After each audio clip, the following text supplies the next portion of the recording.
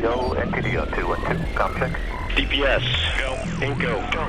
PUS, go. Surgeon, go. Booster, go. Copy that. We have a go from you guys.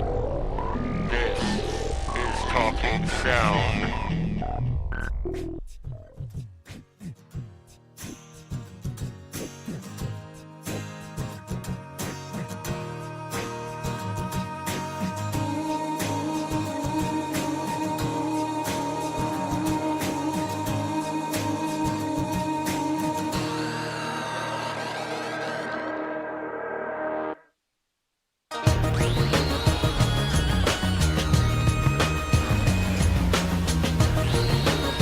Well, hello everybody.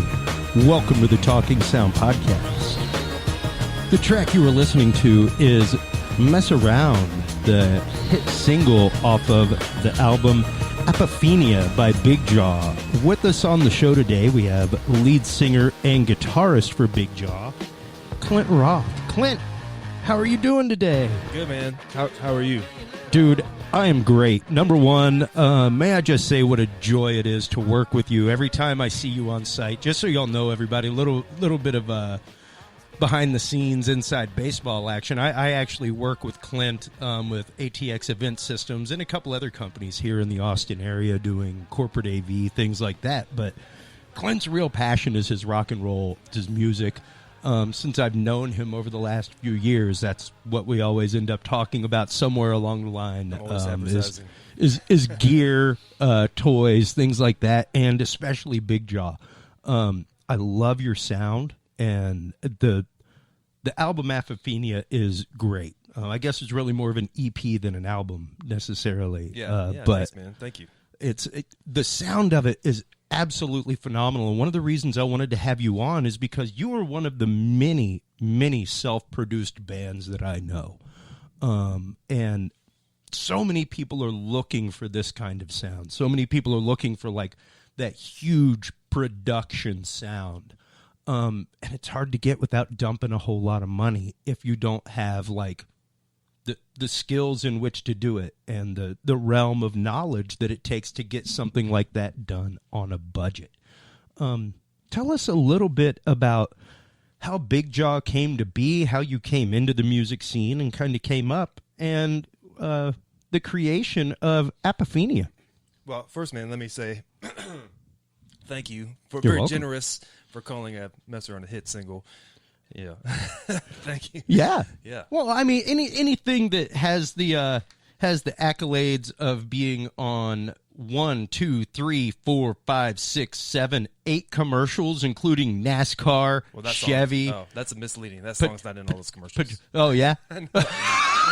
Your website is misleading? No. Well, I see how you can see that now. Yeah, I've written music for all those Oh, okay. commercials. Yeah, but still, I mean, yeah. it just the fact that your band, your music has those accolades in and of itself is I need to edit is pretty up there. That's all right. That's all right. Because it is something whenever you get your music to that level, whenever you get just the sound of production to that level, those are the things that start happening. Those doors suddenly become open.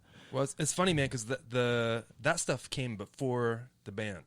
Oh, wow. Like all the me writing for commercials came before Big Jaw even Well, started. let's get into that a little bit. How did you find your way into that market to begin with? It's all luck, and it is like the thing that people say it's all who you know is like is 100% true. Sure. I don't know anybody. I know Chris Jordan, Okay.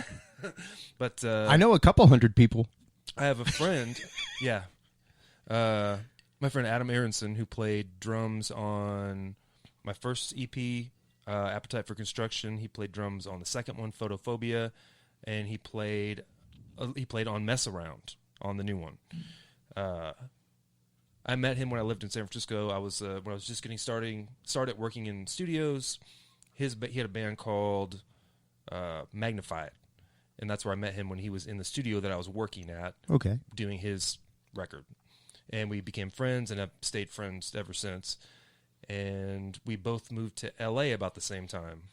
And he was in a band called The High Speed Scene. They were an amazing band. And I think it's one of those bands, it's like that lesson, like it doesn't matter how amazing you are, Like if if the stars don't align. Yeah. Yeah, because you should check them out right now. I don't think they're on Spotify or anything, but you can find their music out there. The High Speed Scene, amazing band. I love their sound. Well, and it's interesting that you bring that up. Earlier today, my wife and I were out driving around with the kid, just kind of getting him tired for a nap. And we started talking about the modern digital revolution. And she was of the mind that it's actually wash, rinse, repeat of what it has been. And I was like, I don't know. I see bands like you out there. I really think that musically, artistically, video-wise, the world of digital media has truly blown the doors off for individuals. Because like you were saying before that, it's who you knew. Yeah, well, you know, like sure. It's always going to be who you know. That'll always help you get to the top. But at the same time, things like YouTube allow people like, and you'll probably use your long arm and reach across and slap me right now. But it gives people like Justin Bieber the chance. Oh yeah, who are actually talented. Like he was found on a YouTube video just like singing in the middle of a mall. Yeah, you're absolutely right. There are avenues now. You're right. Yeah, where it's not. You can. It's not necessarily up to an AR man. He's a big talent. Sure, so that's like one of those things where it's undeniable. Yeah, if you like him or not. Yeah, say what you want. A big talent, and he doesn't need to know anybody. No, no. Just be on the internet and people will find him. There's that too, and that's a whole other phenomenon. There are a handful of people that have that level of talent that no matter what they do, it's gonna be huge. Yeah. We're talking about little guys like me.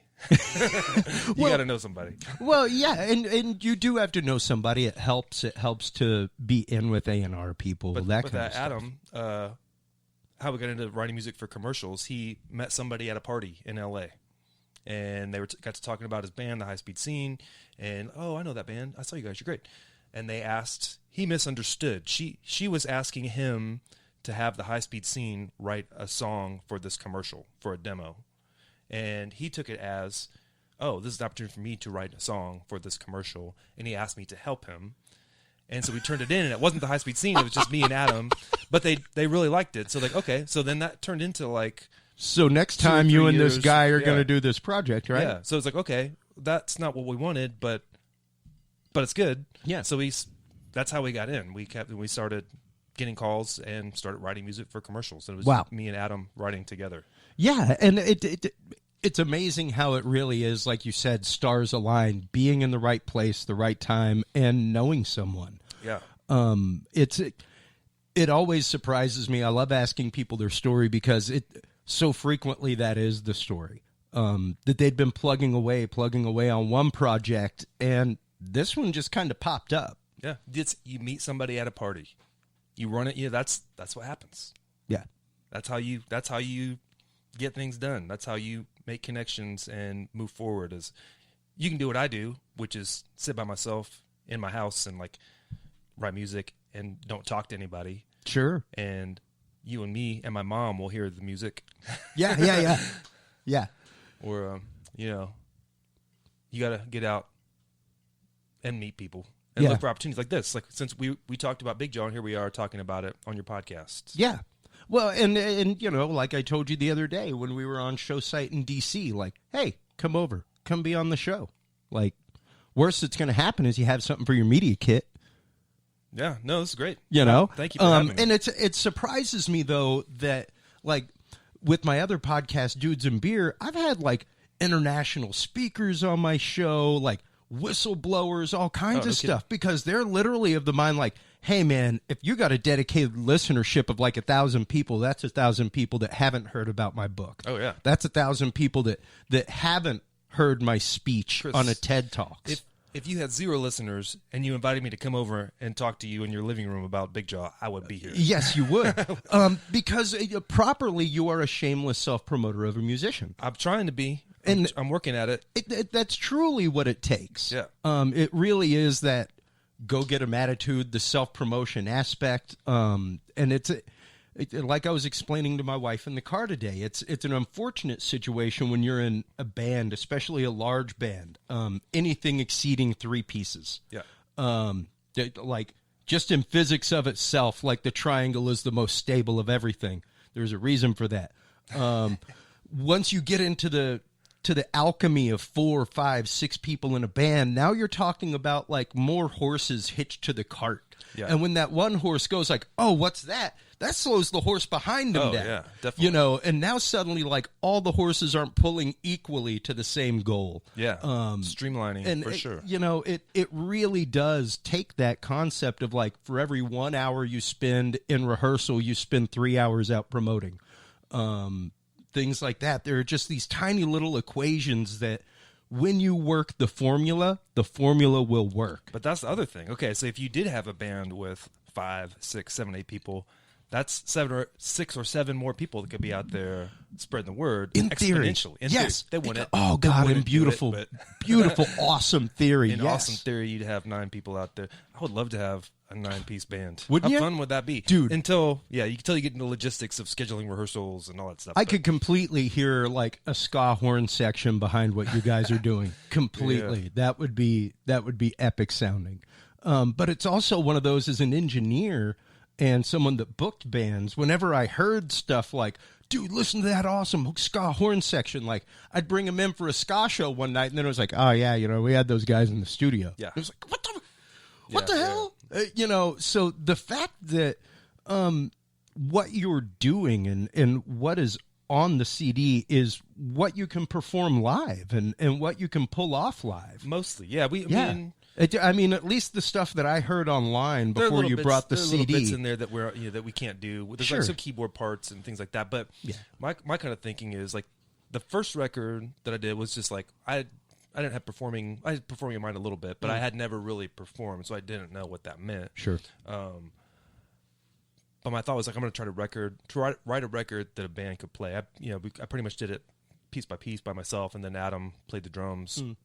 But then once I started getting a band right about the time of Fort Fun, so Photophobia is when I got my first live band together, which was Photophobia is the second EP and that's the first one I did here in Austin.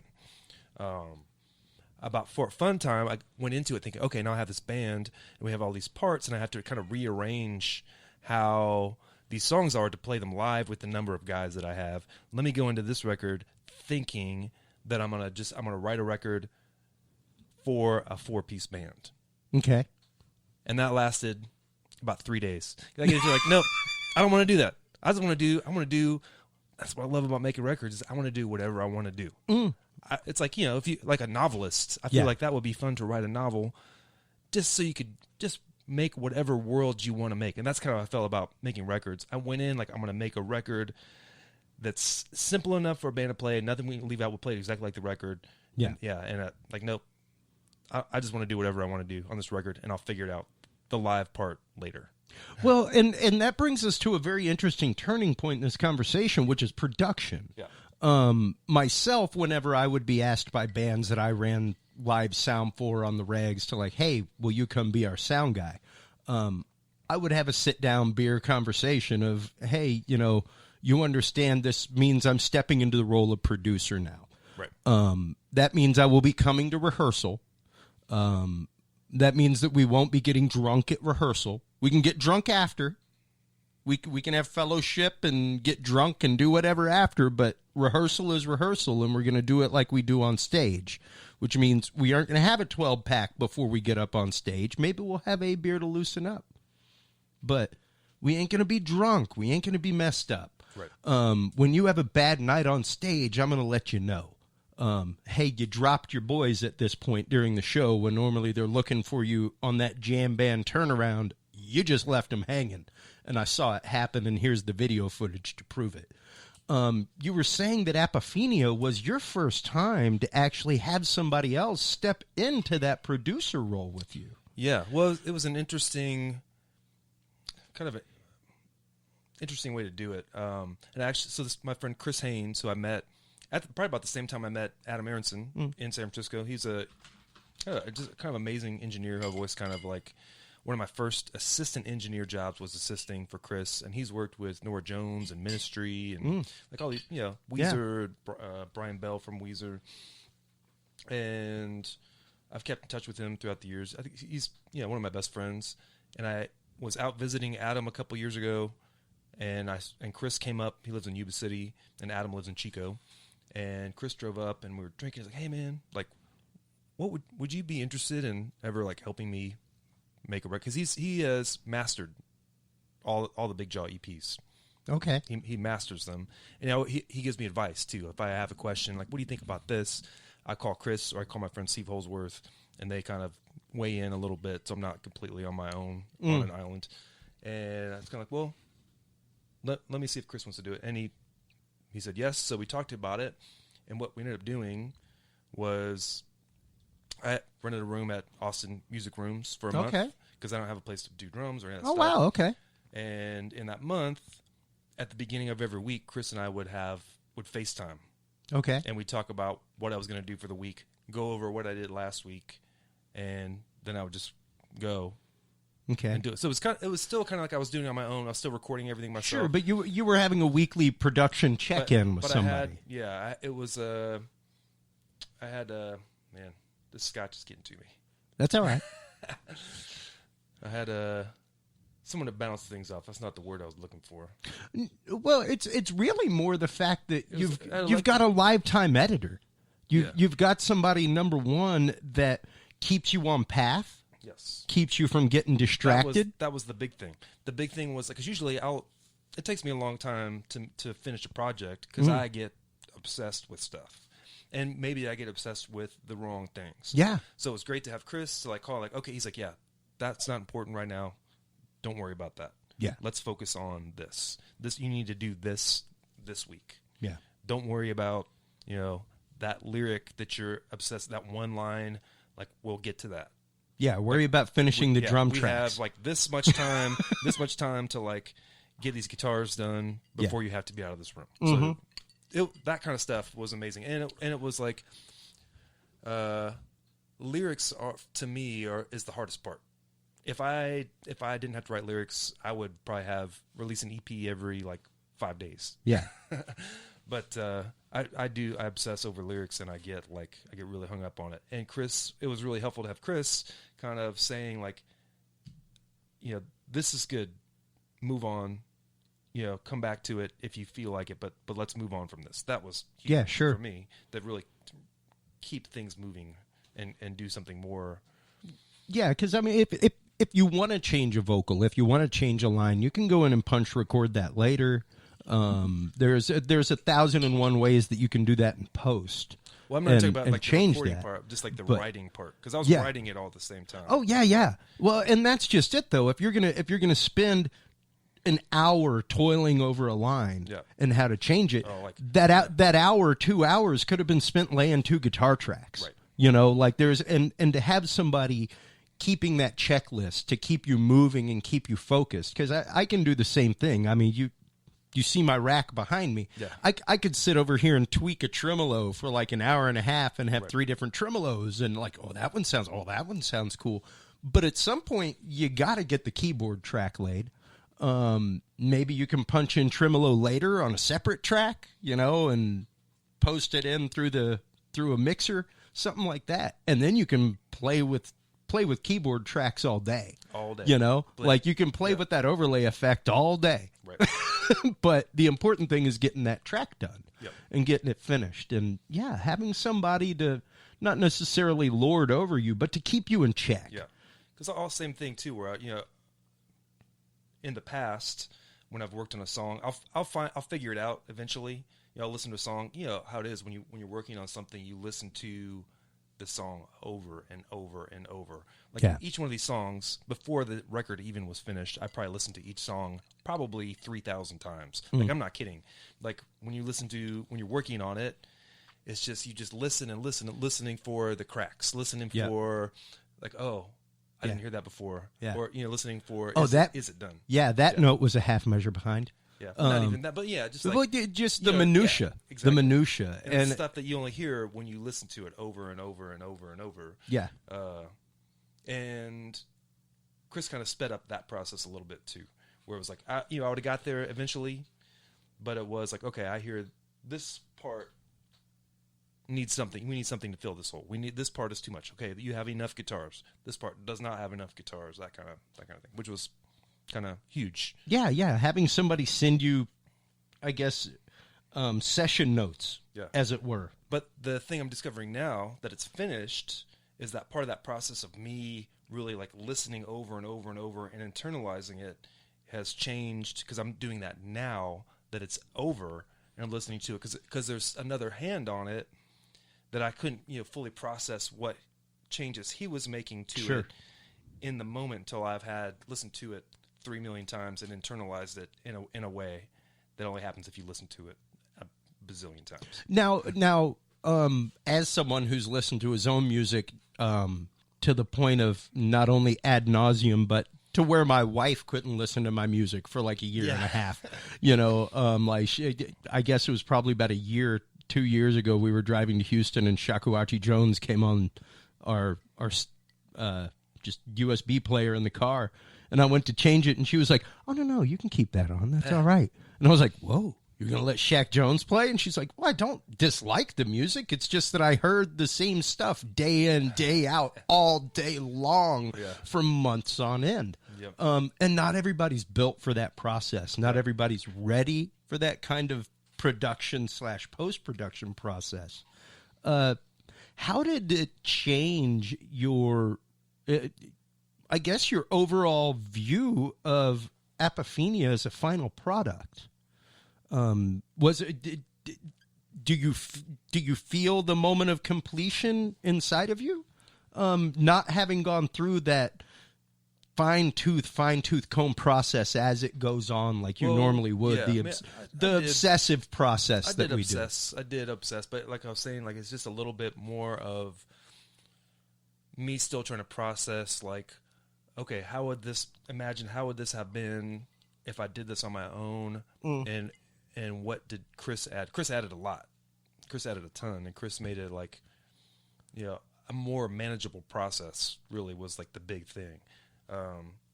And he's still we're still working together. He's trying to help me, because I think the biggest tragedy of this band is that I'm in charge of promoting it, because I don't know. I really don't know what I'm doing. Like all these things I'm figuring out now. Like this is my 4th EP, and it's like, oh, I should have been doing that from the beginning. I should have been doing that 8 years ago. Sure. Yeah, all these things, all these little things that are like so big, like, oh, this band just formed. How are they doing this? Like, oh, because they know what they're doing. Someone is like they're submitting things to the right people, and all these things that I've never done just because I didn't know that I was supposed to do it. Yeah, absolutely. I submitted stuff. I was looking for places to send it, but just sending things and talking to all the wrong people. Okay, well let's get into that for a minute, because that's one of the things that, of course, every musician is looking that's for. The hardest part. Where how to get it out there, where to get it out there. I feel like that is a full-time job. It is a full-time job. I've spent my whole life like listening to music and trying to like figure out how to make music and how to produce a record and listening to recordings, and it's like now all of a sudden, like I'm jumping in the deep end of having to like try to promote that stuff, which I don't. I mean, it's some in-depth stuff. I feel like people that do it and know how to do it, it's amazing. Like it's a skill. Yeah, it's a skill in and of itself. Most definitely, there's a reason why there's A&R people, PR people. It takes talent to do that stuff. It takes the right kind of like mindset. Well, right. even and I'm sure you can attest to it, being a musician, having been on stage for years and years. It takes something to build a proper show to begin with, even to book a proper show that's not just a random conglomeration of people playing. All that stuff. Not like here's 5 dudes that had Friday evening free and didn't want $500 a band. Yeah. I'm talking about my life right now. but seriously, like when you do step into those venues, when you do find those promoters that are like putting a show on and they're calling you and your band because you fit this bill. Yeah. Like I was saying earlier, not that a ska horn section wouldn't sound epic behind your stuff, but when somebody gets a hold of your CD or your EPK, your electronics press kit, and they hear a ska band, ska horn section playing in the background. Let's clarify. You are not ska. You mentioned a ska horn section. No. There's no ska No horn ska. section on any. Don't look for any ska in this. Any It's of this. nowhere near ska. Ever. It's just an example. But it is like there are bands like I Yeah. have big respect for bands that have that figured out, and that's where I'm at now. A billion years after I started this thing, I'm trying to watch okay, what did they do? This band is like doing some good stuff. Yeah. Like they're getting good shows. They're like getting press. I'm trying to figure out what they're doing. That's where I'm at right now. I'm trying to learn that part of the game, which is like it's hard. It's cryptic. Well, and as an independent artist, it's probably a good 40% of the game. It really is. It's hard. Just now, have my shows and the shows that we have on the HC Universal Network started really lifting up Yeah. in the ranks, and that's literally the concept of business. I've been to so many business seminars and worked them, and just heard that concept of if you don't have a business plan, if you don't have a 6-month, 1 year, 3 year, 5 year plan, like written down somewhere, I don't have a business plan. do it. Do I it. should. Yeah, it. this is the stuff. This is the Because stuff I'm trying to those figure are the out. things that make you like in a year from now when you have it on your calendar and it's staring you in the face that this was your 1 year goal. Well, I have that. So that's the thing of all those 1 year from now, whatever, all that stuff in my mind is like, I do have those things just based on like songwriting and recording and all that stuff. It's like I have to have another track in my mind. You do. To have, okay, so I'm going to, in 6 months, I want to have another EP ready to go. Yep. But then I need to also be like, okay, in 6 months, before that, I need to have all my little promotion things. You need to have by that point. I just found that out. So I just released this EP and released a CD, and I'm finding out. I spend a lot of my spare time reading the internet. Good. What should I be doing? And I found this article talking about all these things you should be doing months before you release it. Like, okay, here I am now on my 4th EP, and I just found that out. Okay. Yeah. Okay, I should have been doing all this stuff. Hyping it up, doing audiograms, just do the little things like that, sending, little samples. Press releases. Exactly. Before. Okay. Yeah, pre-release dates. Okay, here, check this out. I don't even know about press releases. I've heard press release. Oh, I can send a press release? Sure. Oh, no, I found that out like this past summer. This is how much I do not understand any of this stuff. It's what most people don't understand, though, Clint. But I sent a press release in my hometown of Fort Wayne, Indiana. We did a CD, this Apophenia Fort Fun. It's a double EP on a CD. We had the CD release party at the Brass Rail in Fort Wayne this past summer. And my very first press release, and they put it in the paper. Hell yeah. That was a win right there. That Hell felt yeah. pretty good. And you have it framed, right? I should. You should. Yeah, I should. You should. They put my picture in it. Yeah. My mom's friends saw it. You should frame it. I'm a big, if you look up on my wall up there, you can see album covers of stuff that I've released framed up. I truly believe that those are things that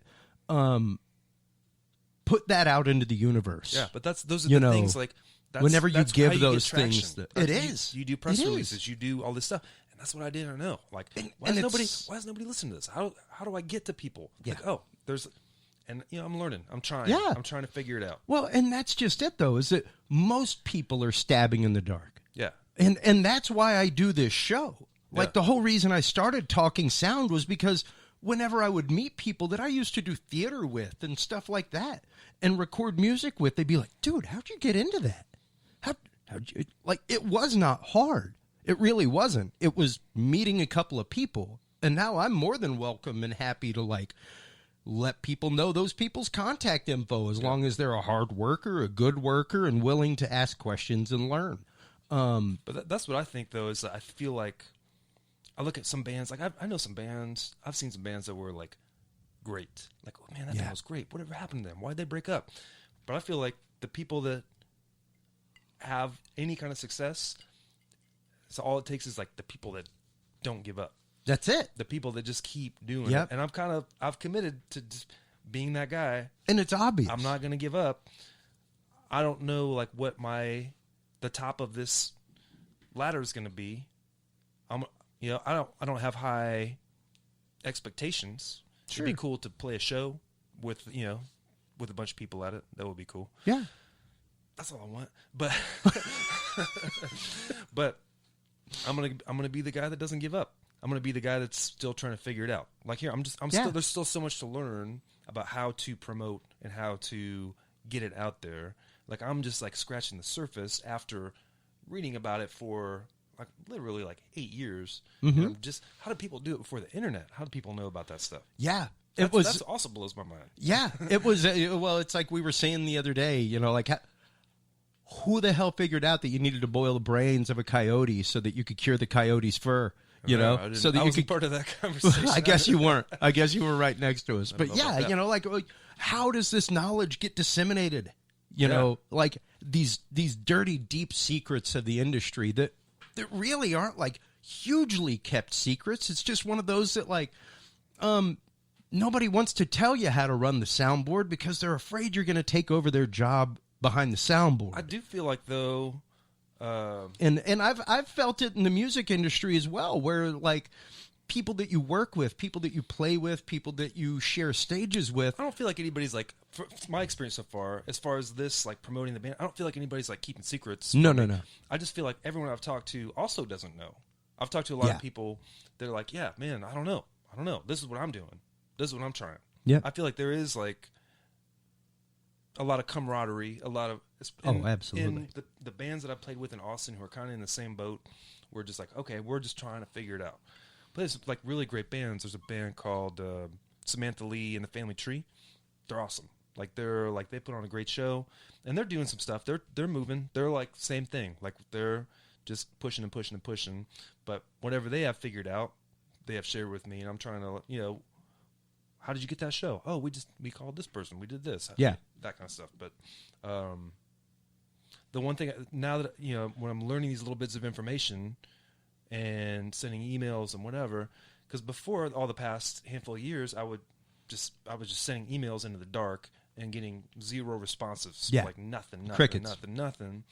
But now that I'm kind of sending these emails to the right places, even if they can't help, I am getting like positive responses. I'm getting responses. So it's like knowing where to send the emails, knowing like, I guess it's not knowing, but like, well, the learning right level to send the email.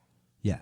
You know what I mean? Yeah. Is it? Do you directly approach the AR department at a record label, or is there somebody else on the back end? Yeah, I haven't even supposed to send it I'm not through? even talking like at labels. I'm just trying to like talking about like booking shows, trying to like get out and play in front of people. Yeah, and like I said, it's almost a hidden secret. A lot of times people are like, oh, I don't know if I want to share my contact info with that person because like they may end up getting more shows there than I do, and it's funky, but I've rarely seen that. I've seen it a few times. I feel like a handful of bands that I've kind of played shows with and have talked to. There's like Bryce Clifford and this guy, Scout Shannon. Mm-hmm. You do? You know Scout? Yeah, he's a friend of mine. Kind of, it's like information, free flow of information. Yeah. Like I just called Bryce yesterday. Like, hey, how did you do this? When you booked that show, how'd you book it? Just like, oh, we booked it. I called this guy. Nice. I feel like there is a community of, and Bryce is like a little bit higher level than we are. Bryce is kind of like out doing stuff. Bryce has some like recognition, playing bigger shows, and so that's also cool that he is like still sharing what he knows with me, even though he's kind of like doing bigger stuff. Sure. You know well, what I mean? and I appreciate it, Bryce. Even well, and that's the thing. We all have to lift each other up. Yeah. In all of these industries, even going on, and one of the things I try to tell podcasters to do, go out and start finding groups on social media that are in your niche. So, like, if you've got if you're about to promote a Western movie, let's say, go out and start joining Western groups. And then just go old school spycraft on them. Start liking their posts. Start engaging them in conversations. Stuff like that. Find groups that fit your style of music if you're a band, that your fans follow. if you know 2 or 3 people personally that are deep into your music and love it, go see what other groups they're in and that they post music in, and go join those groups. Yep. That's good. And literally just start kind of dropping things in, start commenting on the admin's posts, that kind of stuff, and then eventually like, hey, I saw this. I'd love to be able to put my band music up there. Yeah. That kind of stuff. And you'd be surprised how those actual social networks like that, building those social connections, make a huge difference. And that's what I'm talking about. It's not, when I say it's like, it's who you know, Yeah. I'm not even talking about, I know the president of whatever. It's like, oh, I know this guy who's put on the show. Yeah. Oh, hey, I know that guy. Let's do this. Yeah. You know what I mean? Or we're trying to put a show on. Oh, I know that guy. Let's bring them on. Yep. Or gal. Yeah. Yeah, absolutely. And you look at bands like Golden Dawn Orchestra here locally, stuff like that they're wild. That have really stepped forward in the festival scene, that kind of stuff. And those guys are promotion machines. Yeah. Promotion They put on a good machines. show. And they put on a great show. Speaking And they're about, one like- of them that's got like 18 Yeah. people up on stage. It floats between 8 and 18. I saw them at Sam's Town Point. Oh my God, dude! How did they even fit the whole band It into was Sam's grand Town on that Point? stage. It was great. Was there an actual microphone on stage? Yeah. It was, I think I was at South by last year. Oh my God, dude! Yeah, that That's was great. epic. It was Because bad. Sam's Town is one of my favorite places in yeah. town to catch a show. That's a good spot. It's great. It's out of the way. It's not like anywhere near the main thoroughfare, and it's somewhere that like you're going to be the distance away from your band that I am from you right now. Exactly. You're going to be able to hang out and have a cigarette with them on break, stuff like that. It's not like, oh yeah, they squirreled off to the green room. We aren't going to see them all night. Green room's right outside. Yeah. The green room is like the bench, it's the or back stool patio. at the end of the bar. Yeah. And it's great. But that's just it. It's meeting people like that, picking their brains, being able to provide them with information as well. Whether it be this is a great place to go record, this is somebody cool to pick up on a session track, or things like that. It is really a sharing of information. Searching for that community. And it is like there is, there are several Austin music communities, I think. Yeah. But I think, it is a small town. Yeah. Well, it's definitely one of those incestuous rock and roll towns. Yeah. Where people band hop, people hop in and out of bands, people hop up on stage with other people, stuff like that. Portland, Maine was very, very much like that. Whenever I lived up there, it's what I tried to explain to people it was like Austin, Texas with an ocean view. Is that where you're from? It's not where I'm from, but I lived there for about 5-6 years almost. Okay. Where are you from? Houston. Okay. Houston originally. Right down the street. And it was interesting to me to move from one scene to another and then to move here. And to have been involved somewhat in the Austin scene before I moved up there, coming out, helping run side stages for festivals, stuff like that. And then going up there where it was much more of a boots on the ground, really hack it out for gigs on a Saturday night, because as opposed to here where we've got 40 bars just in 6th Street, there were maybe 10 bars to play at in Portland. So do you think that was a good thing or a bad thing? Because I feel like, so where I'm from in Fort Wayne, there aren't a ton of venues, but there are a handful of really good ones. And when cool shit happens, people come out. yeah. There's like having too many bars. When something cool happens, it's like it's hard to create an event that's in what I'm Austin saying. That's what I'm because there's an event every night. There are 100 events every night. Yeah, like guaranteed there's somebody that just came into town on a tour and they're going to be playing like a 1 a.m. set at the Elephant Room, and they paid to close the place down. Stuff like that. But so do you think that was having 10 bars? I think it's definitely the fact that you've got the plethora to choose from. Yeah. And you could definitely have underground events all over the place. Right. As is shown year after year at South by Southwest, ACL, all the counter festivals that happen that are just as big as any regular festival. Right. Where it's like, oh yeah, we got 10,000 people to our, anti-South by Southwest. Yeah. we played at. What you was the know. one we played at?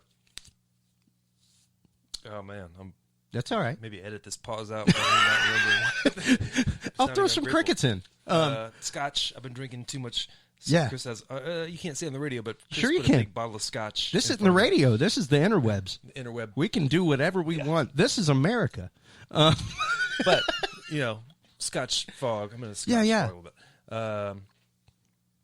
But Red Gorilla Fest. Okay. We played Red Gorilla Fest, Okay. and it was a blast. Yeah. That was our first kind of like South by experience. It wasn't official South by. Yeah. I have stopped applying for the South by thing. Yeah. Because they have to want you. yeah, If you're going to play official South by showcase, they are going to call you, right? yeah, pretty much. Either that They'll or pay the $100 to apply. yeah, Though they want you, and they'll they'll cover it. seek you out. exactly. They'll gladly If seek you're you in out. town, Yeah, yeah, and that's definitely kinda how. And I get that. I mean, and it's doesn't have definitely a situation of who you know. They have over like 30,000 bands apply. I don't know how you even sort. I did find out how they sort through it. It's a whole other podcast. Yeah, that's a podcast in and of itself. But until we get a little more traction, I've stopped applying for South by official South by. Yeah. But Side stage South by things like that. Off we played by this Red Gorilla Fest that happens. It's a concurrent South by event, Mm-hmm. and it was packed. Everyone was there to listen to music. Yeah. Everyone was there, like all eyes up front. Yep. It was a fucking blast, man. It was so fun. We'd definitely do it again. Good to hear. Yeah, hopefully. Good to hear. Maybe we'll do it again next year. If they What- bounce back.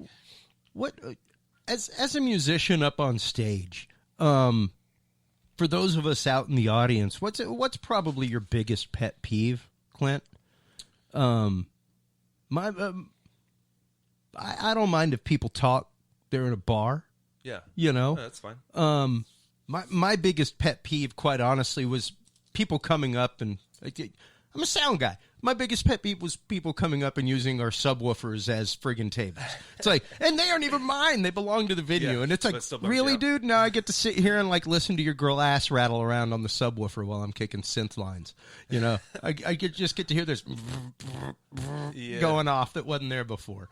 That was probably my biggest pet peeve was people doing stuff like that and like coming up and setting drinks down right next to pedal boards, you know, Yeah. so that Yeah. they could dance. Yeah, that kind of that thing. would be irritating. What's your biggest one up on stage? What's the one that when it happens can almost take you out of zone? Man, I don't know if I have one. I think Really? anything that like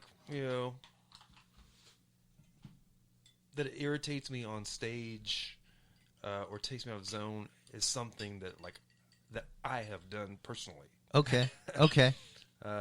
So it's like your own fumble fingers on your guitar. Well, or- if I can't hear what I'm doing, if Sure. it's like I've switched. I bought a cheap in-ear monitor system. All right. Which has changed everything for me.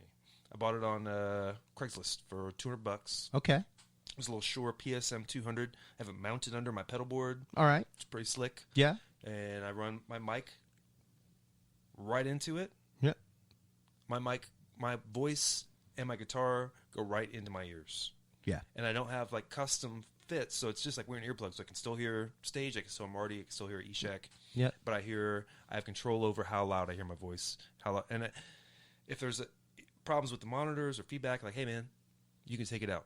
If you're having troubles with these monitors, I don't need them. Yeah. It's nice to have that little bit of extra support from those from floor wedges, but if it's a problematic, I don't need them because I've got ears. But I guess that's my pet peeve, which I figured out how to eliminate.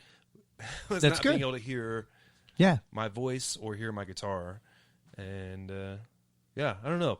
Pet peeve. I guess. Yeah, I don't know, man. You generally have a pretty good time up there. Yeah. Yeah. Mine was always, things like that. And just like you were saying, technical issues, things that were normally Technical me, issues, that it was like, I can't do anything about that now. We're in the middle of a live show. Technical issues in my pet peeve, yeah. But I try, I'm pretty good. I'm going to say this. I'm going to knock on wood because we got a show coming up. I'm pretty prepared for for a situation, like that. Like, how do I? Yeah. Here's this problem. How can I solve it? Yeah. Here's this problem. Okay, I can't hear myself on stage. How do I solve it? I'm gonna try to get an in-ear system.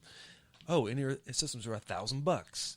I'm gonna keep looking on Craigslist until I find one for $200. Yeah, and just making sure that you have yourself in place, making sure that you're ready to go. But I've got I carry a backup, a pedal size backup amp. Oh, nice. I have a quilter, like a little 40-watt quilter. Yep. That if my amp, I play vintage amps, so they're prone to like taking dumps. So I have this little amp. It's the size of like a deck of cards. Yeah. It's a 40-watt amp that if my amp takes a dump. Yeah, like one of the little Smokies. Yeah. You can just plug in line on the back 40 end of watts. your. Yeah. I'll just unplug my speaker, which is on a 1/4 inch, and just plug it right into that guy. Yep. I haven't had to do it yet. Knock on wood, but I've got that. I always have a pack of strings on top of my amp.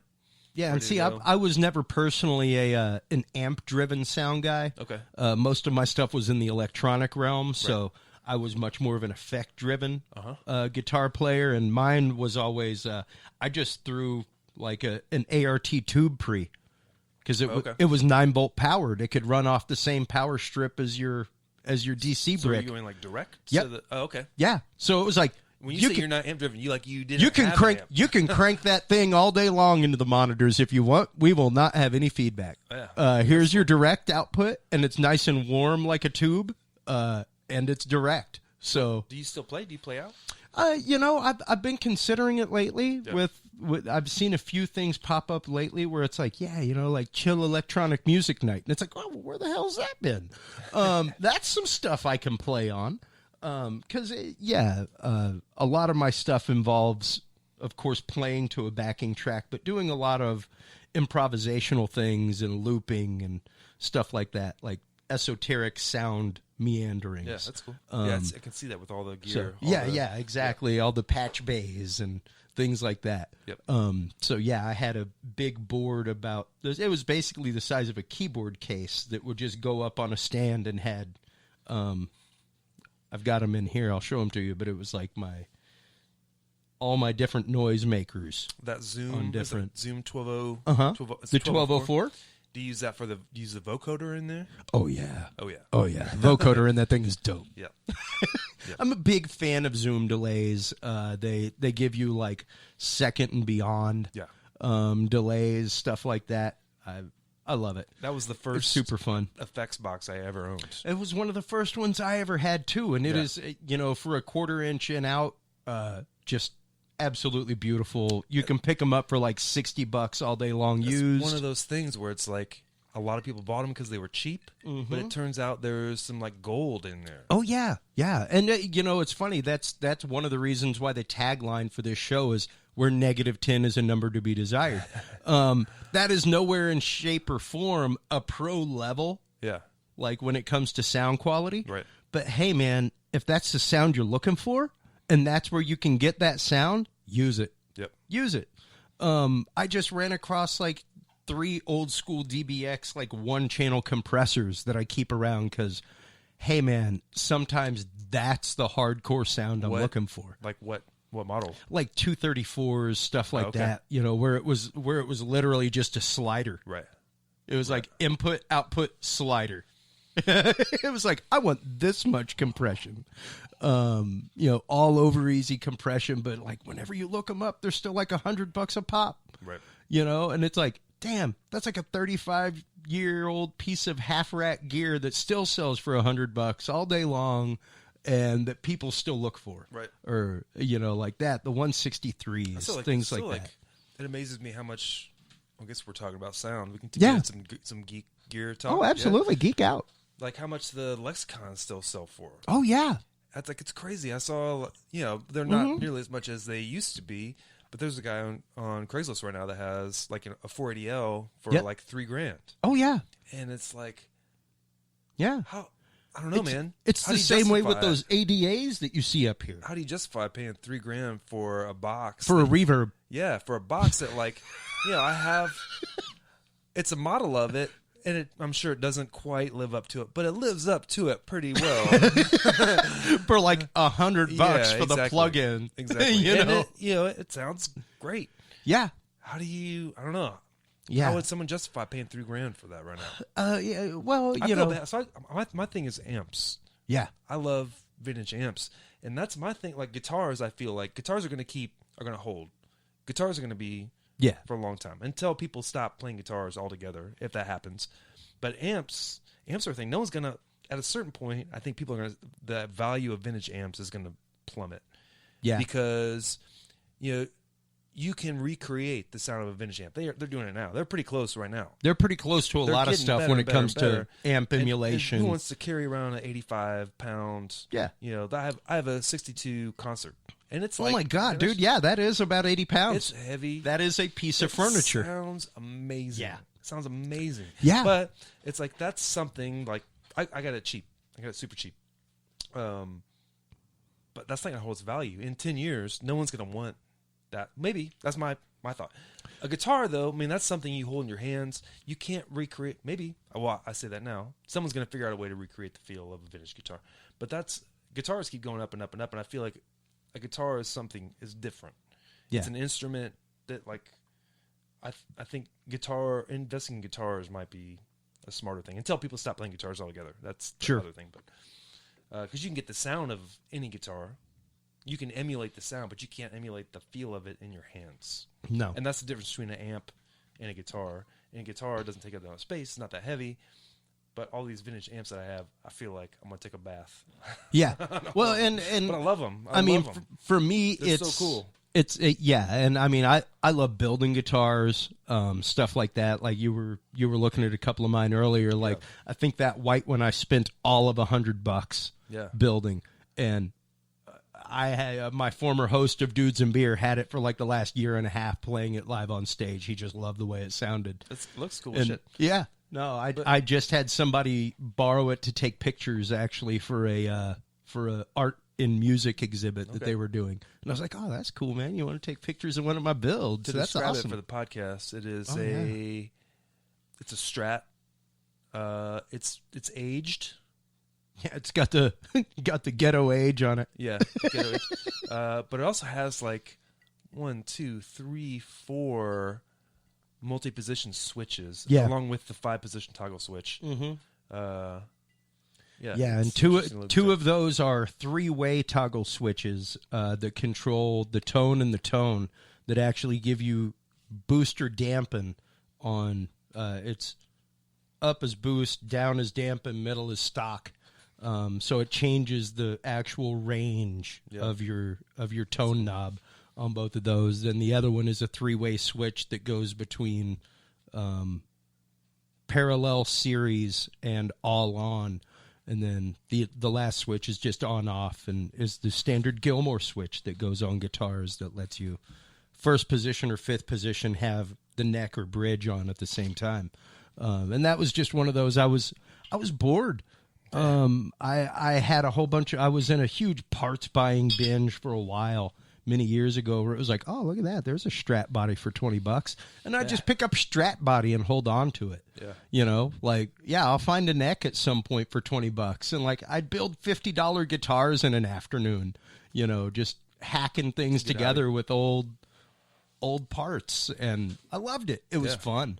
You could probably like turn around and sell that for like at least $200. Oh, easily. Yeah, I could smooth triple my money what I spent on it. I spent probably about $45, $50 on all the parts. Yeah, it was pickups that I had kicking around, stuff like that. So for me, stuff like that, but trying to find your signature sound. Yeah. We were talking about this on the road. I don't understand people that are using the Strymon timelines. They're beautiful sounding. They're amazing. But if you make that an integral part of your sound, where are you going to replace that boutique pedal? When you're on the tail, is there somewhere in Fort Wayne, Indiana? Yeah, that carries Strymon timelines in stock? Yeah. Sweetwater Sound. Okay. Oh yeah, I guess that's true. Yeah. Sweetwater's right there. Like, the biggest online music retailer in the world. Yeah, that's right. So I forgot. Yes, in Fort Wayne, Indiana, there happens to be a tiny little, like half the size of Fort Wayne, Indiana warehouse. Yeah. That stocks all that stuff. But vintage guitars though, like I had a chance to buy when I lived in California for a while, and I wanted to buy there was a 62 or 63 Jazzmaster Olympic White, and it was like $1,700. I was like, it's too much. Yeah, I can't pay $1,700 for that guitar. Yeah. Those guitars are like $6,000 now. Yeah. Same thing with my that's one of my dream guitars with the tapered neck. Yeah. I just love the way they feel. They feel so amazing, and I wish I'd have bought that guitar. Another one is the best sounding guitar. My favorite sounding guitar is like a 62 or 63 Les Paul Jr., like the SG. The SG with the P90s. Yep, with the single pickup. The best sounding rock guitar. Yeah. Man, I would like... And same thing. I went into Norm's Rare Guitars to buy one. I had the cash to buy one, and this was like This was like 2000, 2001, and it was like I think it was like $1,900, $2,000. Yeah, I was gonna say close to $2,000. Yeah. And I was like, I had the cash, and I was like, I couldn't get anyone to help. I couldn't get anyone to take my money. And I was like, this is it. I went in 3 times. That's probably why they didn't come over to me, because I went in 3 times to look at this guitar and didn't buy it. But then I was like, all right, I'm going to do it. I'm going to go buy this guitar. And there's the tip, salesman. Yeah. When you see the people coming in playing it 2 or 3 times, just keep in touch with them. Say hi to them whenever they come in. They're obviously interested in buying a $2,000 guitar. Yeah, but I decided, I was like, I'm going to buy this guitar. I'm going to do it. I'm going to buy it. And I went in and I couldn't get. It's like, they weren't busy, but they were talking to their friends and hanging out and whatever. Did you just hold up the guitar and a wad of bills? I played the guitar. I went and waited at the counter for a little bit, and then kind of walked back and played the guitar, and then walked over to the. It's like, okay, like no one was interested in like acknowledging me. Yeah. And I was kind of like, at a certain point, I could have been like, excuse me, help me buy this guitar, but at a certain point, I was like, you know what? I was on the fence. I was like, this is a ton of money. And in 2001, whatever, it's still 2000. A lot of money now. Even now, $2,000 on an instrument. It was a ton of money. And it's like, I was like, and that was like kind of, okay, if someone like acknowledges that I'm here, standing here waiting at this counter, I will buy this guitar. And justify it and be happy. If no one does, this is my out. I'm not going to buy this. But now that guitar is $6,000, like a 62. It's like it's like $3 times the price. Like there's no possible way. I have a friend who owns a guitar store in Sacramento, and he has one, and it's beautiful. And he posted it, and I was like, oh my god, that's like my dream guitar. How much? And he's like, yeah, it's like $6,000. Yeah, like $5,500. Yeah, I could take $5,500 and be happy. No, someone will buy that and be happy. It's not going to be me. I miss my window to buy that guitar. I've definitely been in that exact same situation where it's like, you know what? I can leave without this today and be perfectly happy and satisfied. Yeah. With my rig, with my sound, everything. Somebody comes over and wants to make the sale, I'll gladly give them my wad of cash. Exactly. You're like gambling. And it's one of those You're like gambling. You need to earn this sale today. It's not even that. Where it's like I'm not committed. I can't like. Oh my god, am I really going to spend this much money? All right. If someone comes over and helps me, I'll do it. It's like a coin. It's like a coin flip. It is, and it's a 50-50 coin flip. Well, I've been there at that spot at Norm's Guitars. Yeah, I'm not trying to badmouth Norm's Guitars, but they did kind of burn me. I bought a bass from them. They kind of burned me. Oh no! But, no. Sorry, Norms. Sorry, Norms. And they also kind of like, I don't know who that is. We're not going to. Well, there is definitely that concept. And what did you learn from that? What did I learn from that? I don't know. I should have bought that guitar because it's worth $6,000 now. There's that. Yeah. For me, I did a lot of pawn shopping. Yeah. When I was building studio many, many years ago, and I've always been a fan of buy used until you can afford new. Right.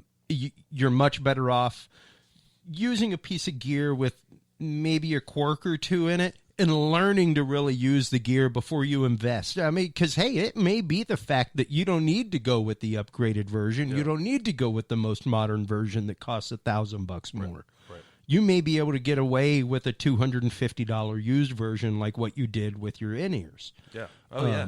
And I Which recommend actually that. worked better than Yeah. I could have imagined. Yeah, and you know, I'm a huge fan of that. Like I was saying with signature sound especially, I'm a big believer in you should use something readily available, especially if you're a touring musician, if you're somebody that's up on stage on the regs. If you're like me and you're just producing studio music, hey man, use whatever you want. Yeah. But if you're out on the road, you need stuff that is roadworthy, and that you can replace on the fly if you need to. I read Premier. Do you read Premier Guitar? Yeah. Yeah. I love a great website. I love that. Like the Joe Gore column. Is that Premier Guitar? Is Joe Gore on Premier Guitar? Yeah, I believe think so. Yeah. Whatever he's on, it's great too. But the rig rundown. Yeah. Oh, yeah. But it was like Brad Paisley maybe or Tim McGraw, one of those guys, where it was they had that same mindset. Mm-hmm. Where and maybe it wasn't Brad Paisley, but there was like a certain, like all their pedals. Yeah. Are pedals they could buy anywhere, but they also had like a road case filled with that one pedal. Like Yeah. they had like 50 of them. Yep. In case, so it's Yeah. like, okay, if anything goes wrong, Yeah. we got it. We got it right And here. like, quite honestly, as a pedal modder, one of my favorites is the DS1. Like the Boss DS1, just the $30 orange, go out and buy it anywhere distortion My pedal. buddy Mitch Frazier, who was an Austin guy in a band called Church Shoes. Do you remember them? Okay. Yeah. Oh, is it the OD one? Yep. Yeah, that's his thing. Yeah. He's big into, he has like every version of the OD one. Yeah. Yeah. And those circuits are so moddable. Yeah. Like they're just so open-ended. So open-ended. You can do so many things with them. For Austin Hot Mods, I probably have about 5 different mods that I do for the DS1 because it's just such an open-ended circuit. And I myself, go ahead. Can I ask Yeah. you an ethical question? Yeah. Thought about this. Okay. So back to like gear and finding deals and pawn shops and all stuff. So I think like finding like crazy deals on like vintage gear is mostly over with the internet. Because people, if they have, oh, what's this thing? I'm going to look it up on the internet. Oh, it's worth this much. Oh, because I used to hear stories about guys like going to a rummage sale at a church and they had like vintage Neumann 67s, like matched pair, and they're asking like $50, and they're like, it's like 10. Mom, we've just had them kicking around in the sacristy for 10 years. Each, and so that's the question. Okay, so I've found them. I have a friend. What? I've found crazy pieces like that. But so here's the ethical question. Okay. I have a buddy who found a blackface champ at a garage sale. They were asking like $35. Was he nice and at least gave him 200? I don't remember, but that's like, I don't think so. But that's the question. So, I'll go to garage sales, and that's always the thing. Like, okay, I'll give you 70. A guitar. I'm always looking for an amp. I'm always looking for a microphone. Same here. But and then I asked myself, like, what would happen if I found that? What if I went to a church garage sale? If I went to someone's, a little old lady, and she happened to have, like, her husband was a radio guy and had a match pair of like 67s. Like, garage sale, I see totally differently than a pawn shop. It is, but that's just a pawn shop is a different story. Yeah, because they're Here's the thing. they're predators. Almost. I got no problem hustling a pawn shop because I've been hustled by more than one pawn shop. A church rummage sale. You see a match pair of like Neumann M49s. If they're selling them for like, $50 each, I'll double that money for them. You wouldn't say like, oh, that's the question. Like, do you say like, okay, I'll give you $100 each. These are really worth a whole lot more. Or do you say, hey, I'll give you double what you're asking? I'm not sure if you know what you have here. What do you do? If I were in the situation, I feel like I would maybe say, let them know. I'm a big believer in yeah. And that happens. Like if you're selling a $1,500 mic, they have all these crazy vintage mics. I don't know if it happens so much now, but like in the past, like it still 20 happens. years when churches are being remodeled, it still happens. These insane tube microphones. Yeah, and it's like you gotta. I've run across a couple of pieces. I would tell them. I would say what you have here is worth a whole, even if it's broken, it's worth more Even than if it's broken. it's worth more than double what Just you're the asking. badge that's on it. If Yeah. it has a Telefunken or Neumann badge, exactly. just that badge. Just that badge is worth $50, bro. Just that badge is worth $1,000. And yeah, if I watch a lot of American pickers, and good Lord, if I've got the wad of cash in my pocket to be able to pay the money properly for something, I'll do it all day long. Yep. I'll gladly treat somebody right and make sure that they're getting the price point that they're asking for a piece of gear. I've had more than one person whose family member has passed that's come to me because they were in this industry and they just don't know what to do. Yep. They have no idea. They'd love to do a garage sale and sell it all or sell it all outright. What's a fair price to ask? And I immediately take the concept of Guitar Center. As soon as it walks out the door, I don't care if you plugged it in or not, it's worth half the price. Right. You've walked out the establishment with it. I don't know what you've done with it at that point. It's worth half of whatever it's worth on the shelf immediately. So whenever you go into a pawn shop, this is just me, folks. I'm always on the bargain, and I'm always willing to ask them, number one, do you have the cables to hook this up? I'd love to test this piece of gear out. Pawn shops are fair game because most pawn shops are like overcharging for everything anyhow. Well, yeah, and their concept is, and I used to work at a used music place, and we would guarantee the fact that we would beat any pawn shop all day long on a price. And the thing about pawn shops is they're making, I mean, it's like they're trying to make 10 points. They're the original fast cash or whatever. Well, you have payday loan. They are the longest existing form of loan. They make the money on the loans. Yeah, like the gear and all the things that they sell is just icing on the cake, right? Well, to an extent, the idea is that this guitar hanging on the wall, if you went out and bought it new, is worth $300. Right. They aren't going to sell it for $300. They'll probably sell it for $250. Their idea is to buy it for $50. Well, they want to make 5 points, No. which means they want to make 5 times or 4 times over what they spent to bring it through the door. Yeah. So if they bought it for $50, they want to sell it for $250. But that's not what pawn shops do. No. Oh no. Pawn shops, like I had a girlfriend who had. Oh, they sell it for right up at new price. Well, she had a lot of jewelry, mm-hmm. and this is like, all this is before I met her. Oh yeah. She had all this jewelry that meant a lot to her. It was like her grandmother's jewelry. Yeah. But she like needed to pay her rent. Yeah. All stuff. So she pawned it, and when you pawn it, you don't sell it. Yeah. You use that as collateral. It's a loan. Using a collateral for a loan. So and she had it in there for. By the time I met her, it was already in there for like 5 years. Ooh. Like she had paid for that jewelry over and 3, over and 4 over. times over. That's how pawn shops make their money. Oh, is yeah. from those loans of people that like have something that's sentimental. Yeah. That they have put up as collateral because that's all they have. Absolutely. And like pawn shops are the original payday loan. Yeah. Really. Number one, anybody, if you're going out, I made it a hard and fast rule a long time ago not to sell used gear. Yeah. You don't sell stuff. I try not to. Yeah. I'm up against the point right now just with the guy that co-produced this record. He's like, never sell gear. You'll regret it. And that's You'll regret anything that I've ever sold. You'll regret it. I used to have Same here. a Jazzmaster. Yep. And I sold it when I left San Francisco to go to LA. Yep. And I sold it for cheap. Yep. And you sold it because you needed the money, needed the money. that's what you could get right then. Yep. So you took I it. sold it for cheap. Yeah. And I regret it. I would love to have that guitar now. Yeah, absolutely. It would be Yeah. a signature part of your sound, no doubt. And same thing here. When I moved off to Maine many, many years ago, first thing I wasn't taking with me was a rack of equipment. Yeah. I wasn't taking a rack of equipment with me. I was bringing an electric guitar, no amp, and 2 bags of clothes with $100 in my pocket. I moved on an airplane. So that's what I brought to Maine with me. I came back and got my acoustic guitar out of Hawk on the shelf. The only reason they let me have it at the Hawk price was because I still had the receipt. And that's what you take a danger of. You take a danger in losing your guitar. Never go to the pawn shop with something that you're not willing to just never see it again. That's Hendrix, though. Hendrix always used to pawn his guitars. Yeah. Money. Oh, there was more than one person. People would get them out. Yep. Hawk for him. Charlie Parker was one that was known for it. Yep. Where his bandmates would take up a collection because he He was on the jazz sauce, not the jazz cigarette, but he was on the jazz sauce.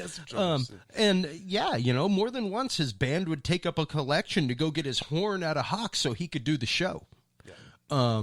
And you got to be careful with that. It's tough. It's tough. That's why you got to do like me and Clint, folks. Love your music, but good Lord have mercy, have a job, man. Do something for yourself. And to kind of bring all this back, Clint, it's the fact of you're a working musician. You're a passionate musician. That means that in theory you should want to do everything possible for your music to succeed. And if that means having a 30 to 40 hour a week job to make sure you can have a rehearsal space, to make sure that you can buy strings, to have gas to get to gigs, whatever, do it, man. Suffer for your art. It took me 10 years of having a business to get to the point where I didn't have a full-time job and run sound 5 nights a week. 10 years. Yeah. To where it was like people were calling me for work. People were calling me for corporate work. I didn't have to dig through the classifieds. I didn't have to call people up and try and wrangle a gig while I was cooking in a kitchen full time. It took a while, and it takes a while. And like we were saying, you've got to have the long play. Yep. You've got to have that long play in mind. There is no shortcut. You got to commit to like you do be like however long it takes, and it's different for everybody. Yeah, man. Like Justin Bieber, it took 5 minutes.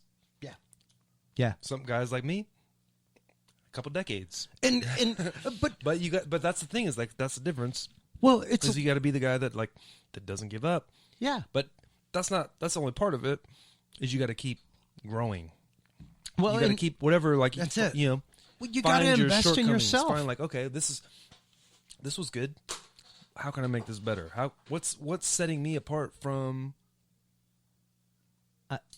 I success? couldn't. The people that are doing it, the music that is like, making it. Scotch. No, goddamn the oh, Scotch, no, man. It's okay. Because it is an important fact. A lot of people, like you were just saying, find your shortcomings. Just so you know, folks, like I work a lot of corporate AV, which means I hear a lot of motivational speakers. That means I hear a lot of high-end CEOs talk. And what's interesting, none of these people know how to do what they do. None of them. What do you mean? Steve Jobs did not know how to program a computer. Oh, yeah. He did not know how to build a computer. Right. What he knew was Wozniak. Right. And he knew other people that were great at design. Oh, yeah. That were top of their field. So he surrounded himself with people. He was a motivator. That were able to do stuff. Yep. You yourself as a guitarist, sure, you could play the drums on your shit. You could pre-produce all this shit yourself. I played the drums on For Fun. Right? I did do that. Sorry, Marty Mac. But it's better for you to find somebody else that's better than you at drums. Exactly. That's my thing is like, it's better for you to surround yourself by the people that are good at it. I want to be the worst player in my band. That's my goal. That's an incredible goal. I want to find, and it's tough. It's tough to find those people. But I want to be in a band where I am the worst musician. Yep. Yeah. Right? No, very much that Deadpool aspect where it's like, you know what? I want to find a planet of people that are just worse than me at everything. Just a planet of functional idiots. That way I can shine. But it's the opposite. It's the opposite of that. Where I want to be the worst musician in my band. Yeah. Well, because you, like me, I'm looking for engineers that lift me up. I'm looking for engineers that challenge me on the daily. And it's odd. Now on the road, I live more in breakout world, leading breakouts, than I do in GS and working in the main room. And I find it more challenging than being in the main room, because now breakouts are challenging, man. It is. It's like a mini GS that has it's like having 9 mini GSs or 20 mini GSs going on at the same time. It's like daycare. like running a daycare system. It's herding cats. It's herding cats. It's keeping track of presenters. It's keeping track of this dude that's in charge of that hall and 5 rooms. But it is. And that dude that's in charge of another hall and 5 rooms on a different floor. It's all, the AV part of it is very important. But just as important, which I think a lot of people skip, is the customer service part of it. Absolutely. Being the guy that's like, Chris, man, thank you, Chris. Yeah. I'm, being the Chris, face, I'm being the I'm here, concierge. being like, when there's a problem, I'm going to take care of it. They know that you're the guy that's going to they can come to. Yep. I'm the one that's answerable. Yeah.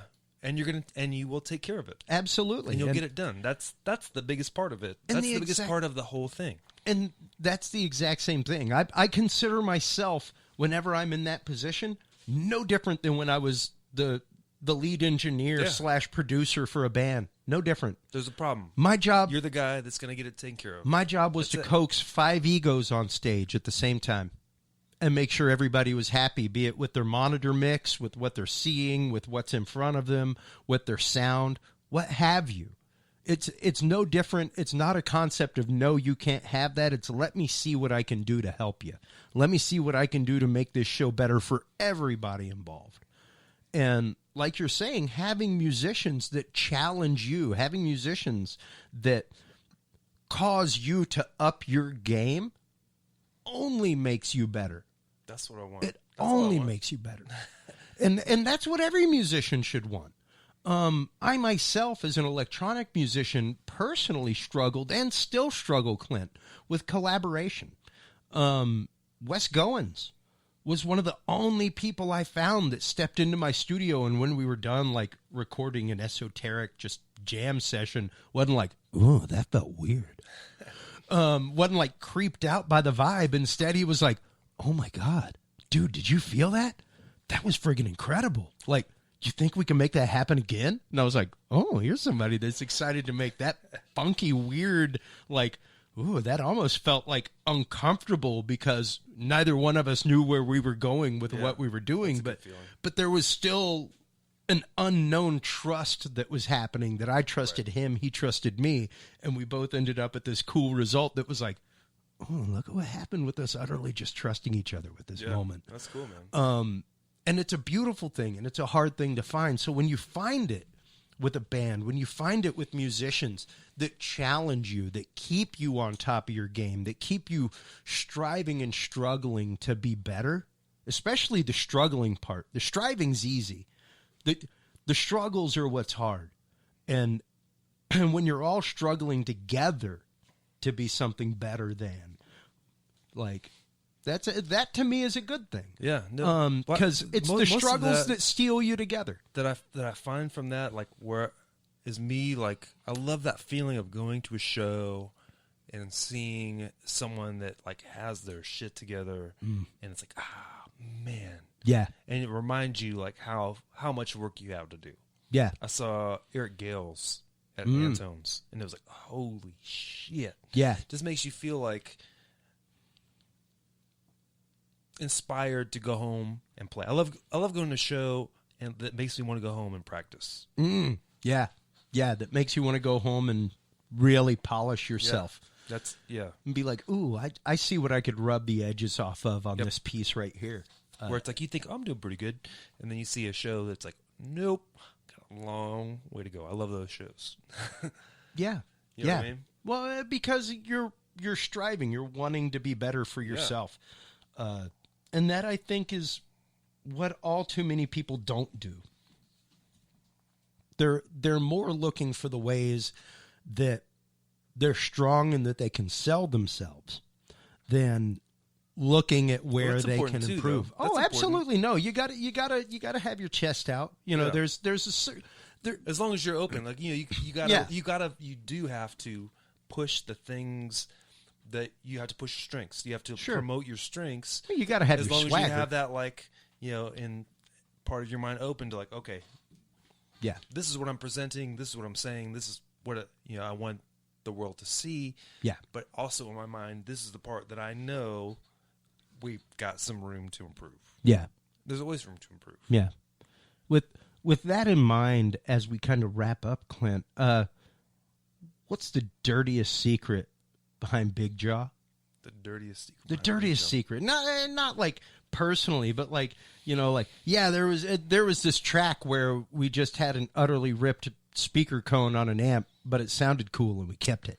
It just like that one down and dirty thing behind Apophenia that really, like, that people may not know about whenever they listen to it. Big Jaw is really like, it started in my mind. I started it in my mind when I was turning 30. Mm-hmm. I was like, I'm turning 30, and I had spent like all my 20s in the studio recording other bands, and like realized like that's not what I set out to do. I started to learn how to make records to make my own records, and I was turning 30 and like realized I needed to like start doing that.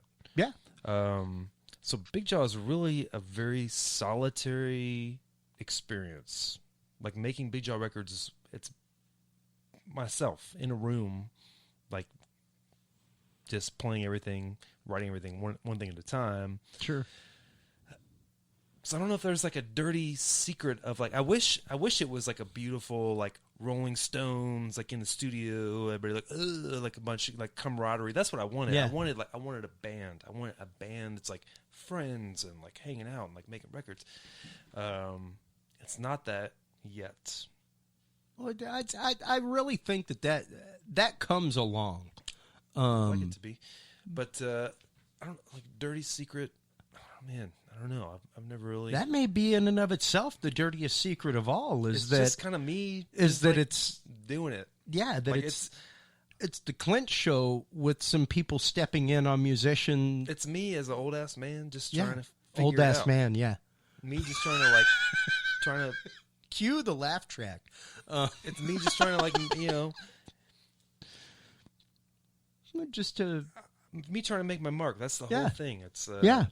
but it's it is a very solitary process. Yeah. Even though I had this co-producer, and even that was like an hour FaceTime once a week. Yeah. But I'm kind of a solitary person. I do kind of thrive on like solitude. Yeah. I love being around people, but I also need my I'm the same space. way. Yeah, I'm a nester. yeah. As you can see, like I if there's somewhere that's been built, yeah. if there's somewhere that's been built for the muse, Yes. this is the space. That's right. Like I love, this. I love people. I love being Yeah. around people, but I also, I have to have. I'm one of those people that needs a pretty decent amount of alone time, Yeah. and that's these records. That's what comes out of that. And some beauty comes out of that, like the arrangement, the composition that has come out of that solitude is absolutely amazing. Thank Clint. you, man. Thank you, man. The sound of it is phenomenally huge Thank you. and just impeccable. The stuff that I have heard online, I can't wait now that I have an actual copy of the album with Let me. me say that, like, listening online is not as great as hearing it. If you On download CD. it from our Bandcamp page, you can download high quality audio. Yeah, because it is like, I did a gig at Texas Motor Speedway, and we had the QSC line array out there. And I was like, you know what? I was in charge of the playlist. Let me put some Big Jaw on there. This was like right when I was finishing up Apophenia, and I put Mess Around on it. I was like, ugh, it did not stack up. I played it off the Bandcamp, like, because it was streaming. All the other stuff I had on my phone. Because it's just bit crushed. But it was bit It's crushed. bit But then I went to my Dropbox and went to the actual file, and it was clear and crisp. And Yeah. it was night and Well, day. The difference. It's like people that tell me like, oh, we're recording this in 4K, right? Because it's going up on YouTube. Yeah, okay. Yeah, But- like we could record an SD, Yeah. and it wouldn't matter because it's going up on YouTube. But it's let going me to be say, crushed. let me say, like all these songs on Apophenia and Fort Fun both, you can hear them all on Spotify. You can hear them on Apple Music. You can hear them on Amazon, wherever you stream stuff. If you like the songs, buy a CD or go to our Bandcamp page and buy it there and download a high quality file because Yeah. it is night and day. Yeah, the AAC the file sound is quality totally is different. Yeah, sound quality is night and day. Yeah. Because I put a lot into recording and mixing these EPs, and Apophenia and from both were mastered on half-inch 2-track. Whoa. And we put a lot into the sound quality of it, and when you stream it, you don't hear it. No. It sounds muddy. It Yeah. sounds shitty. As- It sounds as- fine. It's fine. You can hear the song. If you're just into the songs, you don't care about sound quality, that's fine. As But if you're oddly into enough, audio, most yeah. really good analog does sound that way. What? Like whenever you stream it. Yeah. It's not Most muddy stuff and- that's yeah. been like mastered down or even bounced off of analog Yeah. back to digital, it's lost when it's streamed. Yeah. The If you're in- bandwidth yeah. just is not there. If you're into sound quality, if you're into like hearing things how they should be, stream it. If you like the songs, Download it. download it. Buy a high-quality version, even buy to a say, CD like, copy. I'm even willing to say, like, if you like the songs and you're not willing to pay for email me and I'll just send them to you. That's how much I want you to hear the difference. Beautiful. Yeah, Beautiful. I'm serious. I would love it if you bought it. Please buy it. Buy Just it. so we can support 'em. do another one. But also, I want you to hear, if you like the songs, I want you to hear the difference between like streaming it and the actual files that we put a lot of work into making them sound dope. All right. I love it. I love it. I love it Here's the thing. Let's make a deal here, Clint. Yeah. If people take a screenshot, what is an email that they could get in touch with you at to do this? Yes, and I'm dead serious. If you want me to send these files to you for free, I will. bigjawband.com. There you go. bigjawband.com. Take a screenshot on your phone, something like that, of your purchase of the album. Send it to him and mention the podcast, and he'll send you a high-quality download. Yeah, and that way you can compare. You can A/B the two. Bandcamp lets you download Yes. like FLAC files. Yeah. They let you download like whatever file type you want. Yeah. Whatever file type you put up, Yeah. they'll let you download. It's all like, so we mastered it. Chris Haynes mastered it on half-inch 2-track, and then everything was recorded at 96K. And then it was, when we mastered it and made it digital files, Yeah. it's all 96K. So it's all super hi-fi. Yeah. Yeah. So I would love for you to hear it. Yeah. Super hi-fi. So make sure to go through that effort, folks. Go out, buy your copy of Apophenia by Big Jaw. You can find it, like he said, just go to Bandcamp. Bigjaw.bandcamp.com. There you go. Bigjawband.com. Bigjawband.com is our website. Yeah. You can stream everything at bigjaw.bandcamp.com. We do have you can buy our CD at bigjaw.bandcamp.com. That's all in our merch page. All right. Yeah, follow us on Instagram at bigjawband. Yeah. All that helps. Like, that's the thing. Like, I don't think people understand that How much that following someone on Facebook, following a band on Facebook, or following a band on Instagram in this day and age, that's so many bands. South by Southwest. You may as well be buying a ticket to every show, folks. To qualify, That's what they're looking at. To qualify, to even have them like look at your stuff, you have to have a minimum number of followers. Yeah, I'm sure it's easily 5,000 followers. Like, you got to have at Easily. least the maximum Yeah. that's allowed for So all a that non-professional stuff, page. Even if you don't buy something from a band, I'm not even talking Yeah. my band. Yeah. Just bands. This is information that people don't know.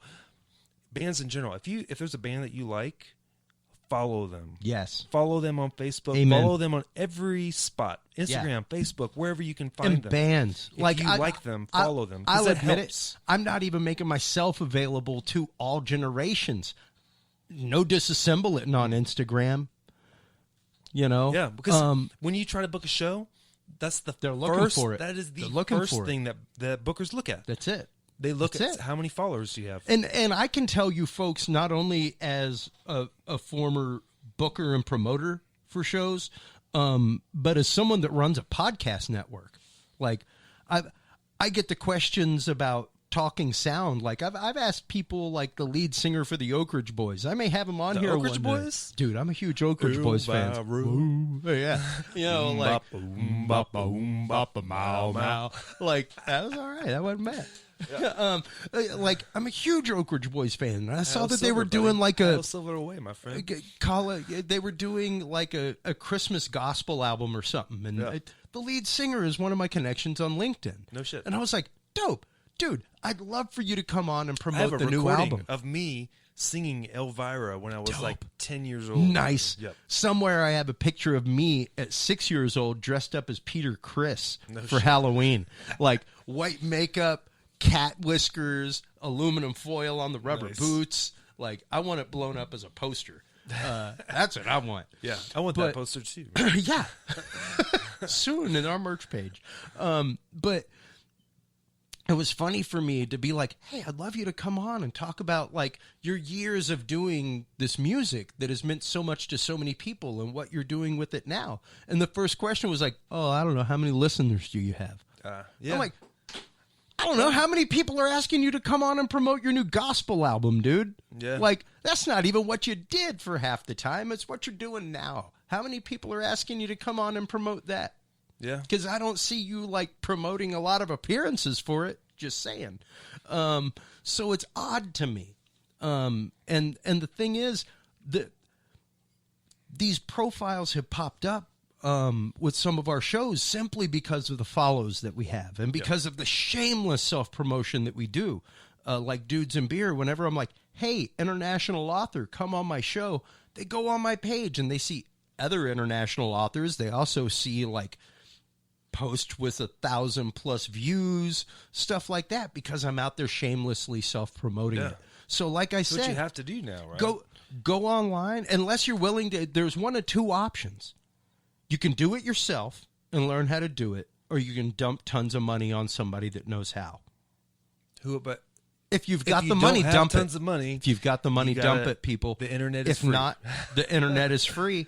All it takes is what I time found to out? learn. I just moved out, like, so that's me, like, trying to figure out how I can keep making music, how I can keep making these records, while I'm figuring out how to get people to listen to them and hear them. I just moved out way out into the country.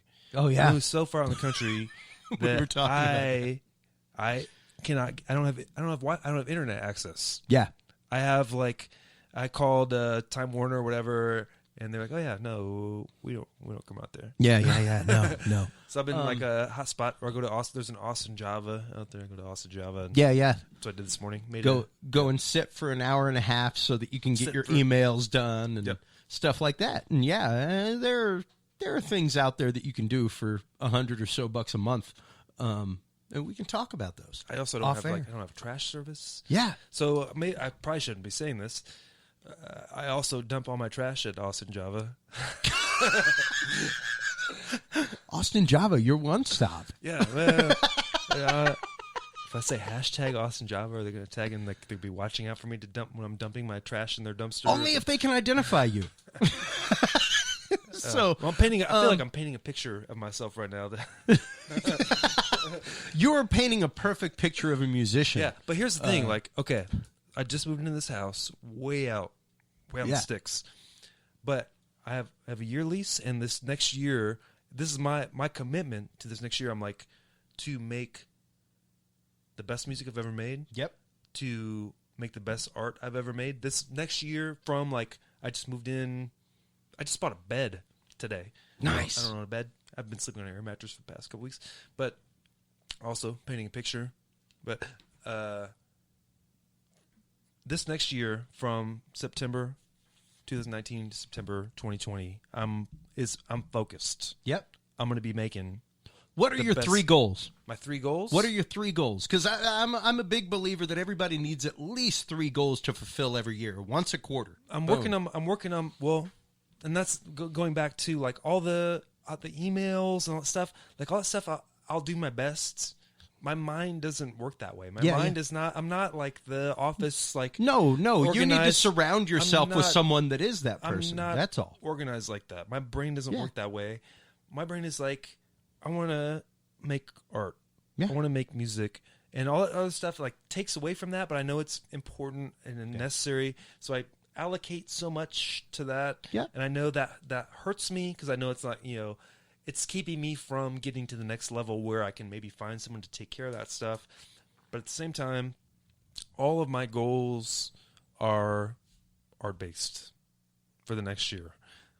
I know I need to step away from that for a second and make some practical goals, make some promotion goals. But like this next year, I want to have 2 releases in this next year, 2 EPs. Awesome. In this next year. Awesome.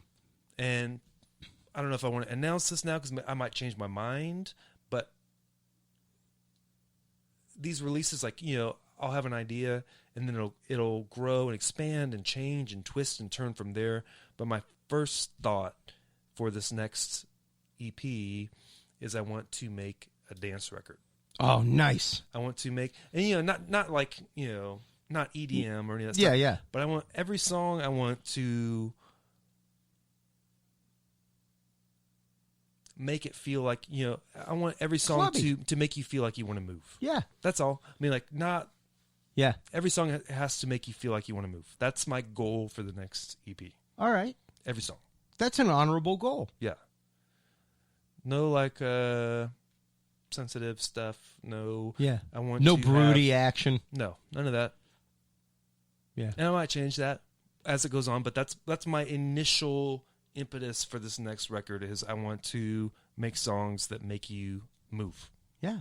That's my goal for the next record. That's awesome. That's the only goal I have right now. I love it. That will get more refined Yep. and think other goals will pop up around that, but that's all that's in my mind right now Yeah.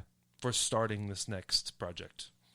Yeah. Which I'm in the middle of starting right now. And the whole reason I bring it up, Clint, is because it's important. Like I said, to have those markers. Yeah. Even to say, like, 3 months from now, I will have the album scoped out. Yeah. Well, that's even This is how I want it to move. These are the 3 movements between the 5 songs. So having Chris Haynes involved, and we haven't talked about the next record yet, but just that much of it where it's like, I want to have a record. So, like, my favorite song to play live is a song that I wrote specifically to have a song that's fun to play live. And it worked out that way. Nice. It's on Fort Fun. It's called Tell Me What I Want to Hear. Okay. And we usually close with it, and it's a fun-ass fucking song to play live. And I set out to have that song to be a live, fun song. And it turned out that way, which is kind of a nice thing. But I kind of want a whole record of that. Yeah.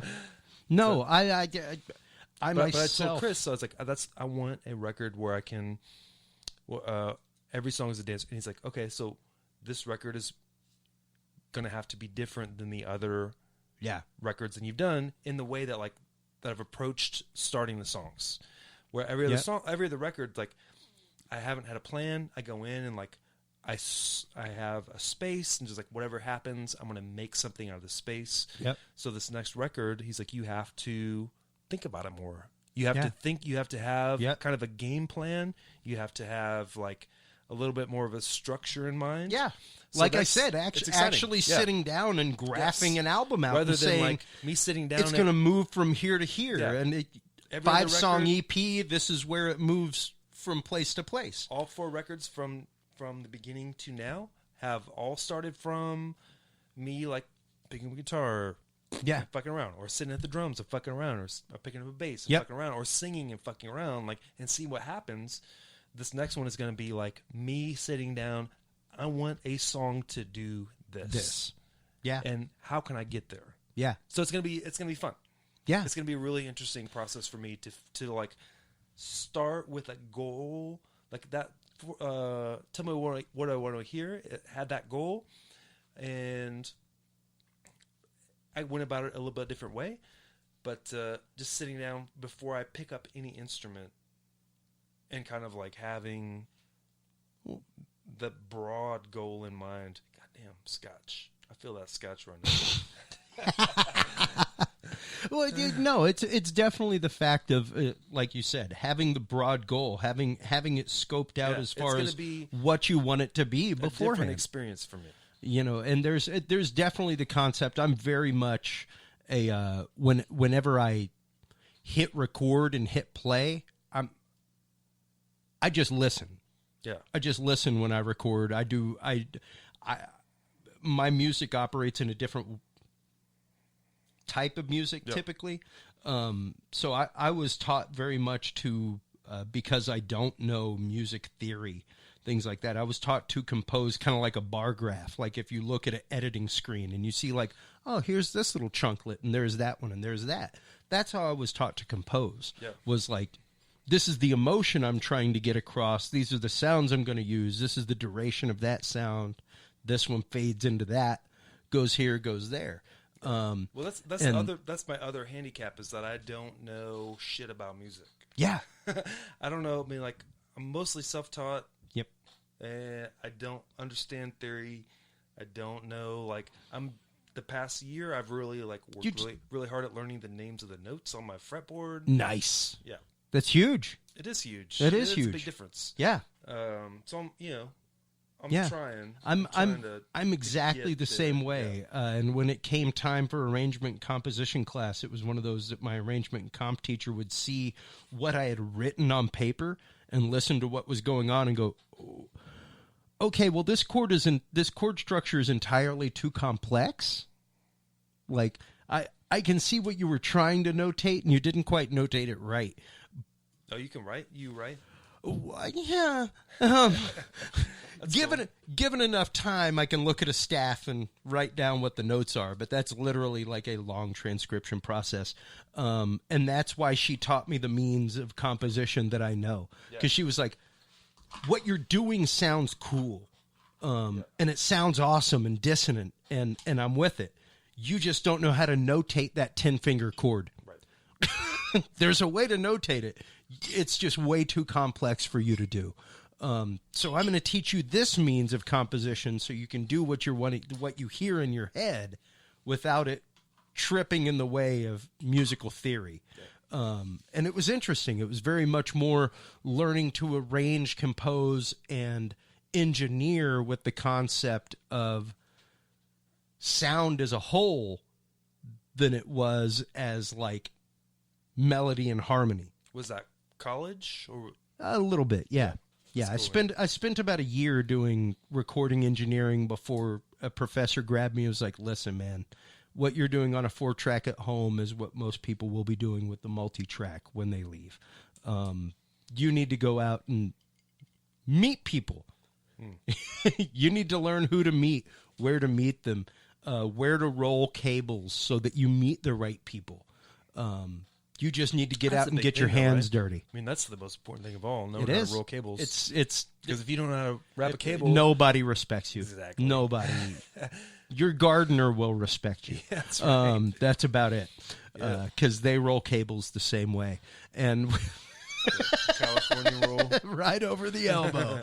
Nothing but figure eights. What do you call that? What do you call that when you do thumb and elbow? The thumb Wrong. and elbow.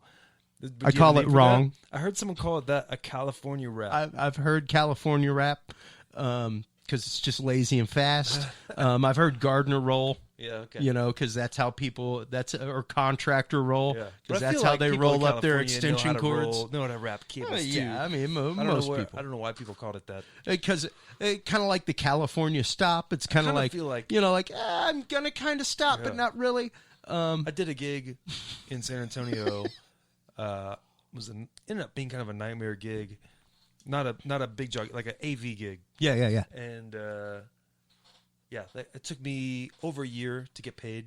Oh, I've had those. Yeah, and it was like I had to it was a whole big thing. The guy threatened to sue me.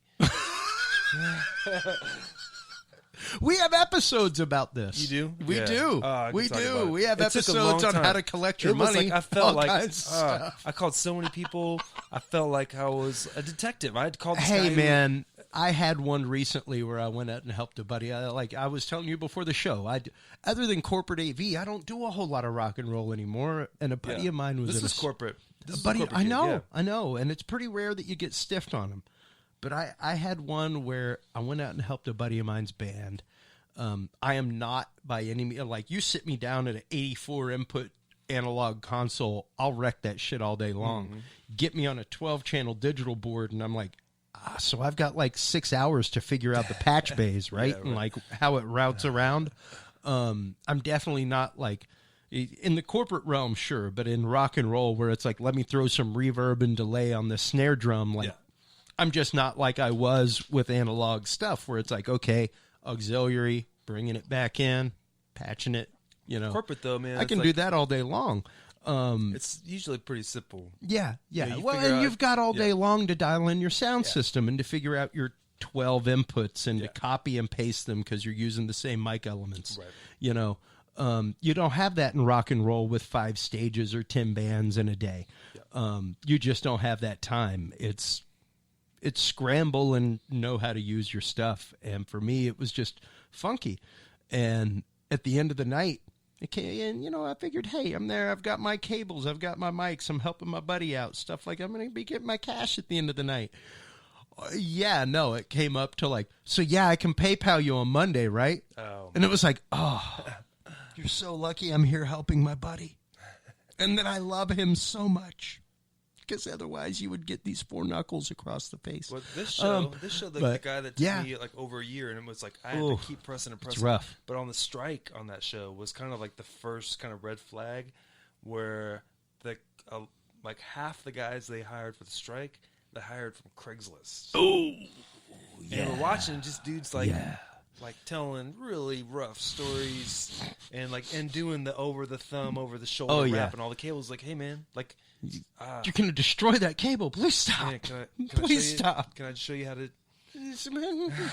I'm not even going to teach you over under. Just a quarter twist. Exactly. Just a quarter twist. But it was like watching a bunch of dudes just like doing whatever they wanted. It's like, okay, this is not a pro. Well, and it's definitely one of those. Even as a musician, folks, I'm here to tell you, I have a whole series of articles that's getting ready to be ported over from Austin Hot Mods to Talking Sound for this reason, and it's all like, what's that thing called? Yeah. And it's like, what's that thing? The gain knob. You want to know why your guitar's always screeching? It's because you're turning down the gain and turning up the volume. You'd be surprised how low you could keep your volume and get that sound if you crank the gain, turn the volume down. Let me say that that's what it's there for. As an engineer, as like an AV guy, as a whatever, if you are getting into recording, if you're getting into AV, if you're getting into guitar or anything, don't be afraid to admit what you don't know. That's right. Because if you ask somebody, the longer you wait to ask somebody what you don't know, the more embarrassed you're going to be to ask it down the road. If you're like, how's that work? Ask somebody. Not just that, the harder it's going to be to get out of that hole. Oh yeah, people will love to tell you to share their information. Yep. Like 99% of the time, most guys and gals out there are happy to, because they would love to be on a crew with people who know what's up. Yeah, and they will. They would love to tell you how to do it right. Yeah, like I said, there's no shame in asking. You got to learn. I started this whole podcast with that concept in mind. That's all you got to learn. That's how you learn. Oh, what's this? I don't know what that is. Yep. Not pretend. I'm not going to pretend how I know how to do this. I'm going to ask. Another in that series. And then when those people you ask are going to be impressed that you asked. That's right. And they're going to know that you know that. Not just that. They're going to respect you more that you asked. They're going to respect that you asked, and they're going to know that you know That's it. Right. And so down the road, when there's a gig coming up, who are they going to call? Yeah. The guy that they know. Or when there's the crowd of people and 8 of them are on audio call, they're going to be like, you, stick next to me. That girl. Clint, come here, man. Exactly. Because I know you know your business. That's how you learn, there are people that know it. Ask them. And you ask them. That's how. Nobody likes to talk about anything. Like, yeah. Anybody will talk about themselves. You don't know how to do it, you ask them. That's it. Don't be afraid. Don't be afraid to ask. That's just it. Unless you are hired as the top of the totem pole. Yeah. If you ask, then you might be in trouble. Then there's gentle, and we'll get into that. One of the adjuncts that we're getting ready to start is the professional confessional. Yeah. Where it's situations like that, like how do you deal with that? How do you deal with showing up on site and it's a video mixer that you haven't used? Yeah. You're a V1, but hey, here's a mixer I haven't laid eyes on in 6 years. Like, I hired a video guy for a show, and he showed up and called me and was like, what is your stance? What is your take on that? dude, I feel like if I'm hired in a position, I'm pretty upfront with the companies that hire me, same like here. of my skill level and what I know and what things I don't know. Core competencies. And if I show up and there's something that if I feel like I can figure it out, I'll figure it out. If I feel like this is beyond me, I don't hesitate to say, hey. Yeah. Well, number one, always out. try to get a hold of PMs, project managers, things like that. Because the most important thing is like, find out what gear you're gig, using. Is whatever you got to do to make that That's show hack it. And that's what I told this V1 was like, hey man, he was like, dude, I haven't seen this mixer in like 6 years. I'm like, that's okay. And he made a few mistakes. And one of the big mistakes, folks, is if you open up a strange piece of gear, or like in this situation where the video mixer that was on call didn't work, so they went to the backup. The backup had been used on a previous show with the same inputs. So here was an input map. Why didn't you follow this map? Oh, well, I wanted to use these inputs. Okay, but this map worked last time. All the inputs worked. All the outputs worked. That's what they said, right? Yeah. Okay, well, why didn't you just use these connectors in line to get them to those inputs? Well, I wanted to use SDI, not DVI. Okay, but it worked this way. Just like they had a stage plot. Why didn't you just follow their plot?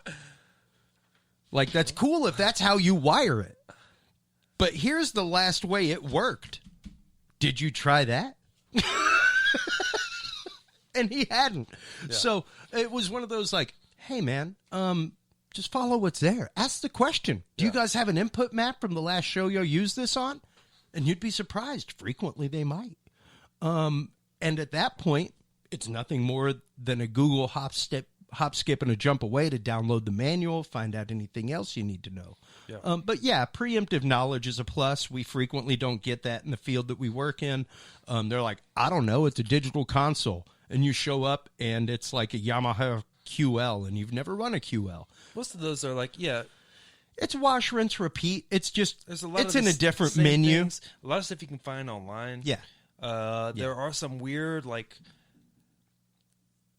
some digital consoles have some weird proprietary things. They do. And a lot of times, like, like PS has like all the Soundcraft stuff. Yeah. And I've showed up PS jobs before, and there's like the stage boxes work in a kind of a weird way, and that's the first thing they've said. Like, hey, I don't know if you used these boards before, but you have to like do this in the input section to get the stage box work. They'll let you know. Yeah. Exactly. Really, and being upfront with that, especially if you step on property. My big one is always asking people, do you have any squirrely channels? Do you have any issues? Do you have any known issues in house? Right. That kind of stuff. So with that in mind, Clint, thank you so much. I always find it funny when people are worried about a show and then it goes this long because it's just a natural conversation. Was I worried about That's that what show? it is. I wasn't worried about this show. It was like, I don't know what we're going to talk about. And it's like, we're going to talk about your music. Worry we're about talk like about any conversation coming up like, what? Yeah. Do I have anything to say? I don't know if I have anything to say. Oh man, you have tons to say. I've never found us lack 5 glasses of scotch. a little lubrication helps, but I've never honestly found the fact that we can't have a natural conversation on site about things exactly like what we've just talked about. Oh, we could talk about and stuff. that's we could talk. We could probably do this for 12 hours. We could. And the next time I'm doing a 12-hour marathon, I will call you. Yeah, and there will be many bottles of scotch involved. You know what would be a fun what's fun one would be like you and me and like Jason Antoon and James Shealy. Yeah. It'd be pretty fun. That would be cool. Just talking about like the generalities of production, Like I said, I haven't been doing AV that long. I've only been doing AV for a couple years. I know.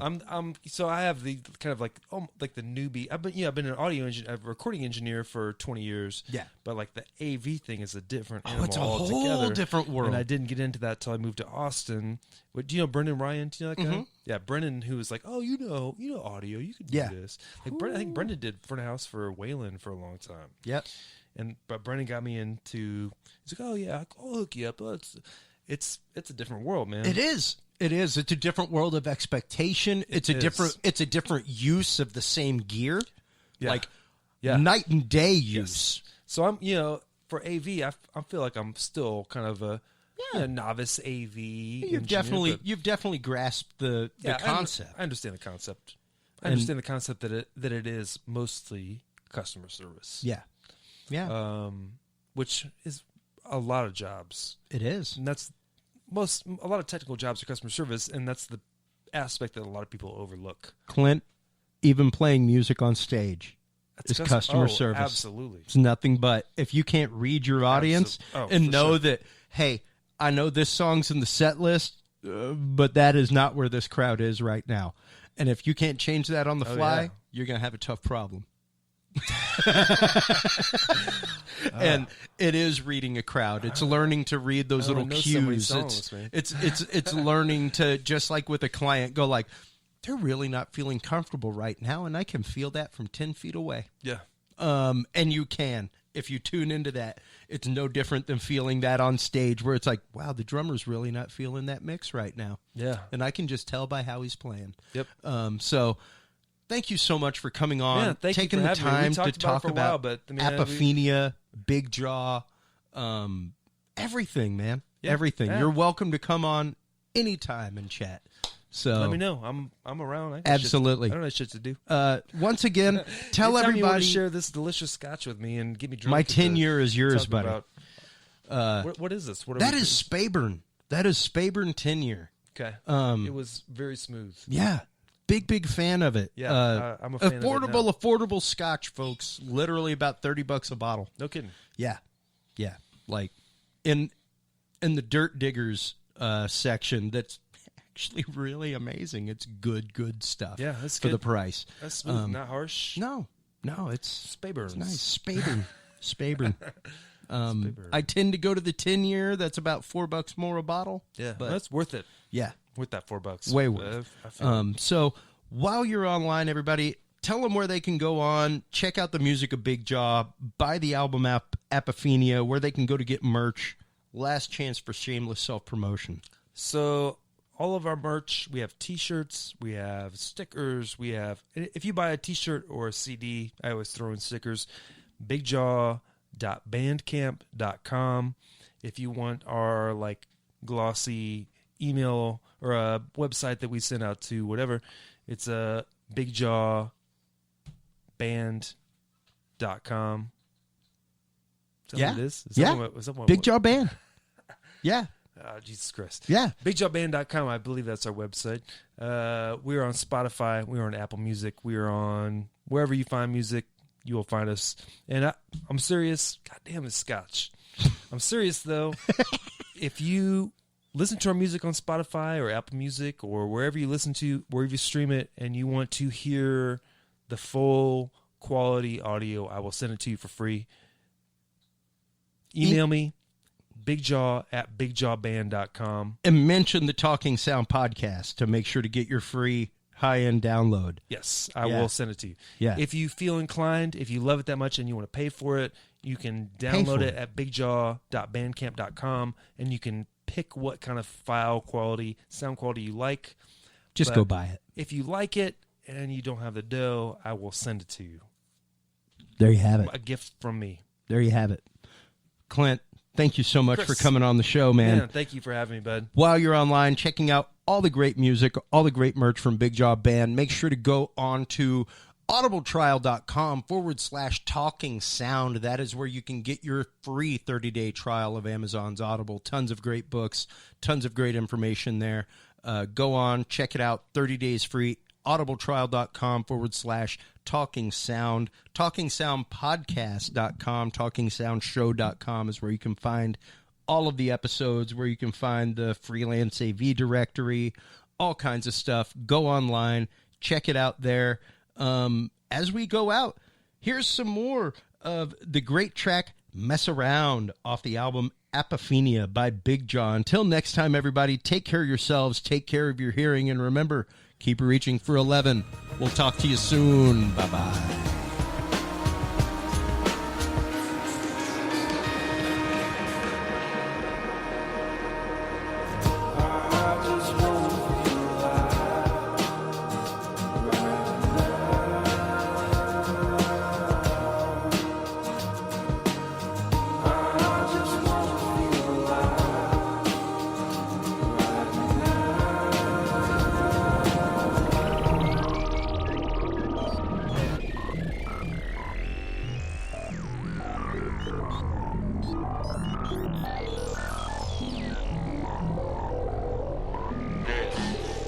Talking Sound.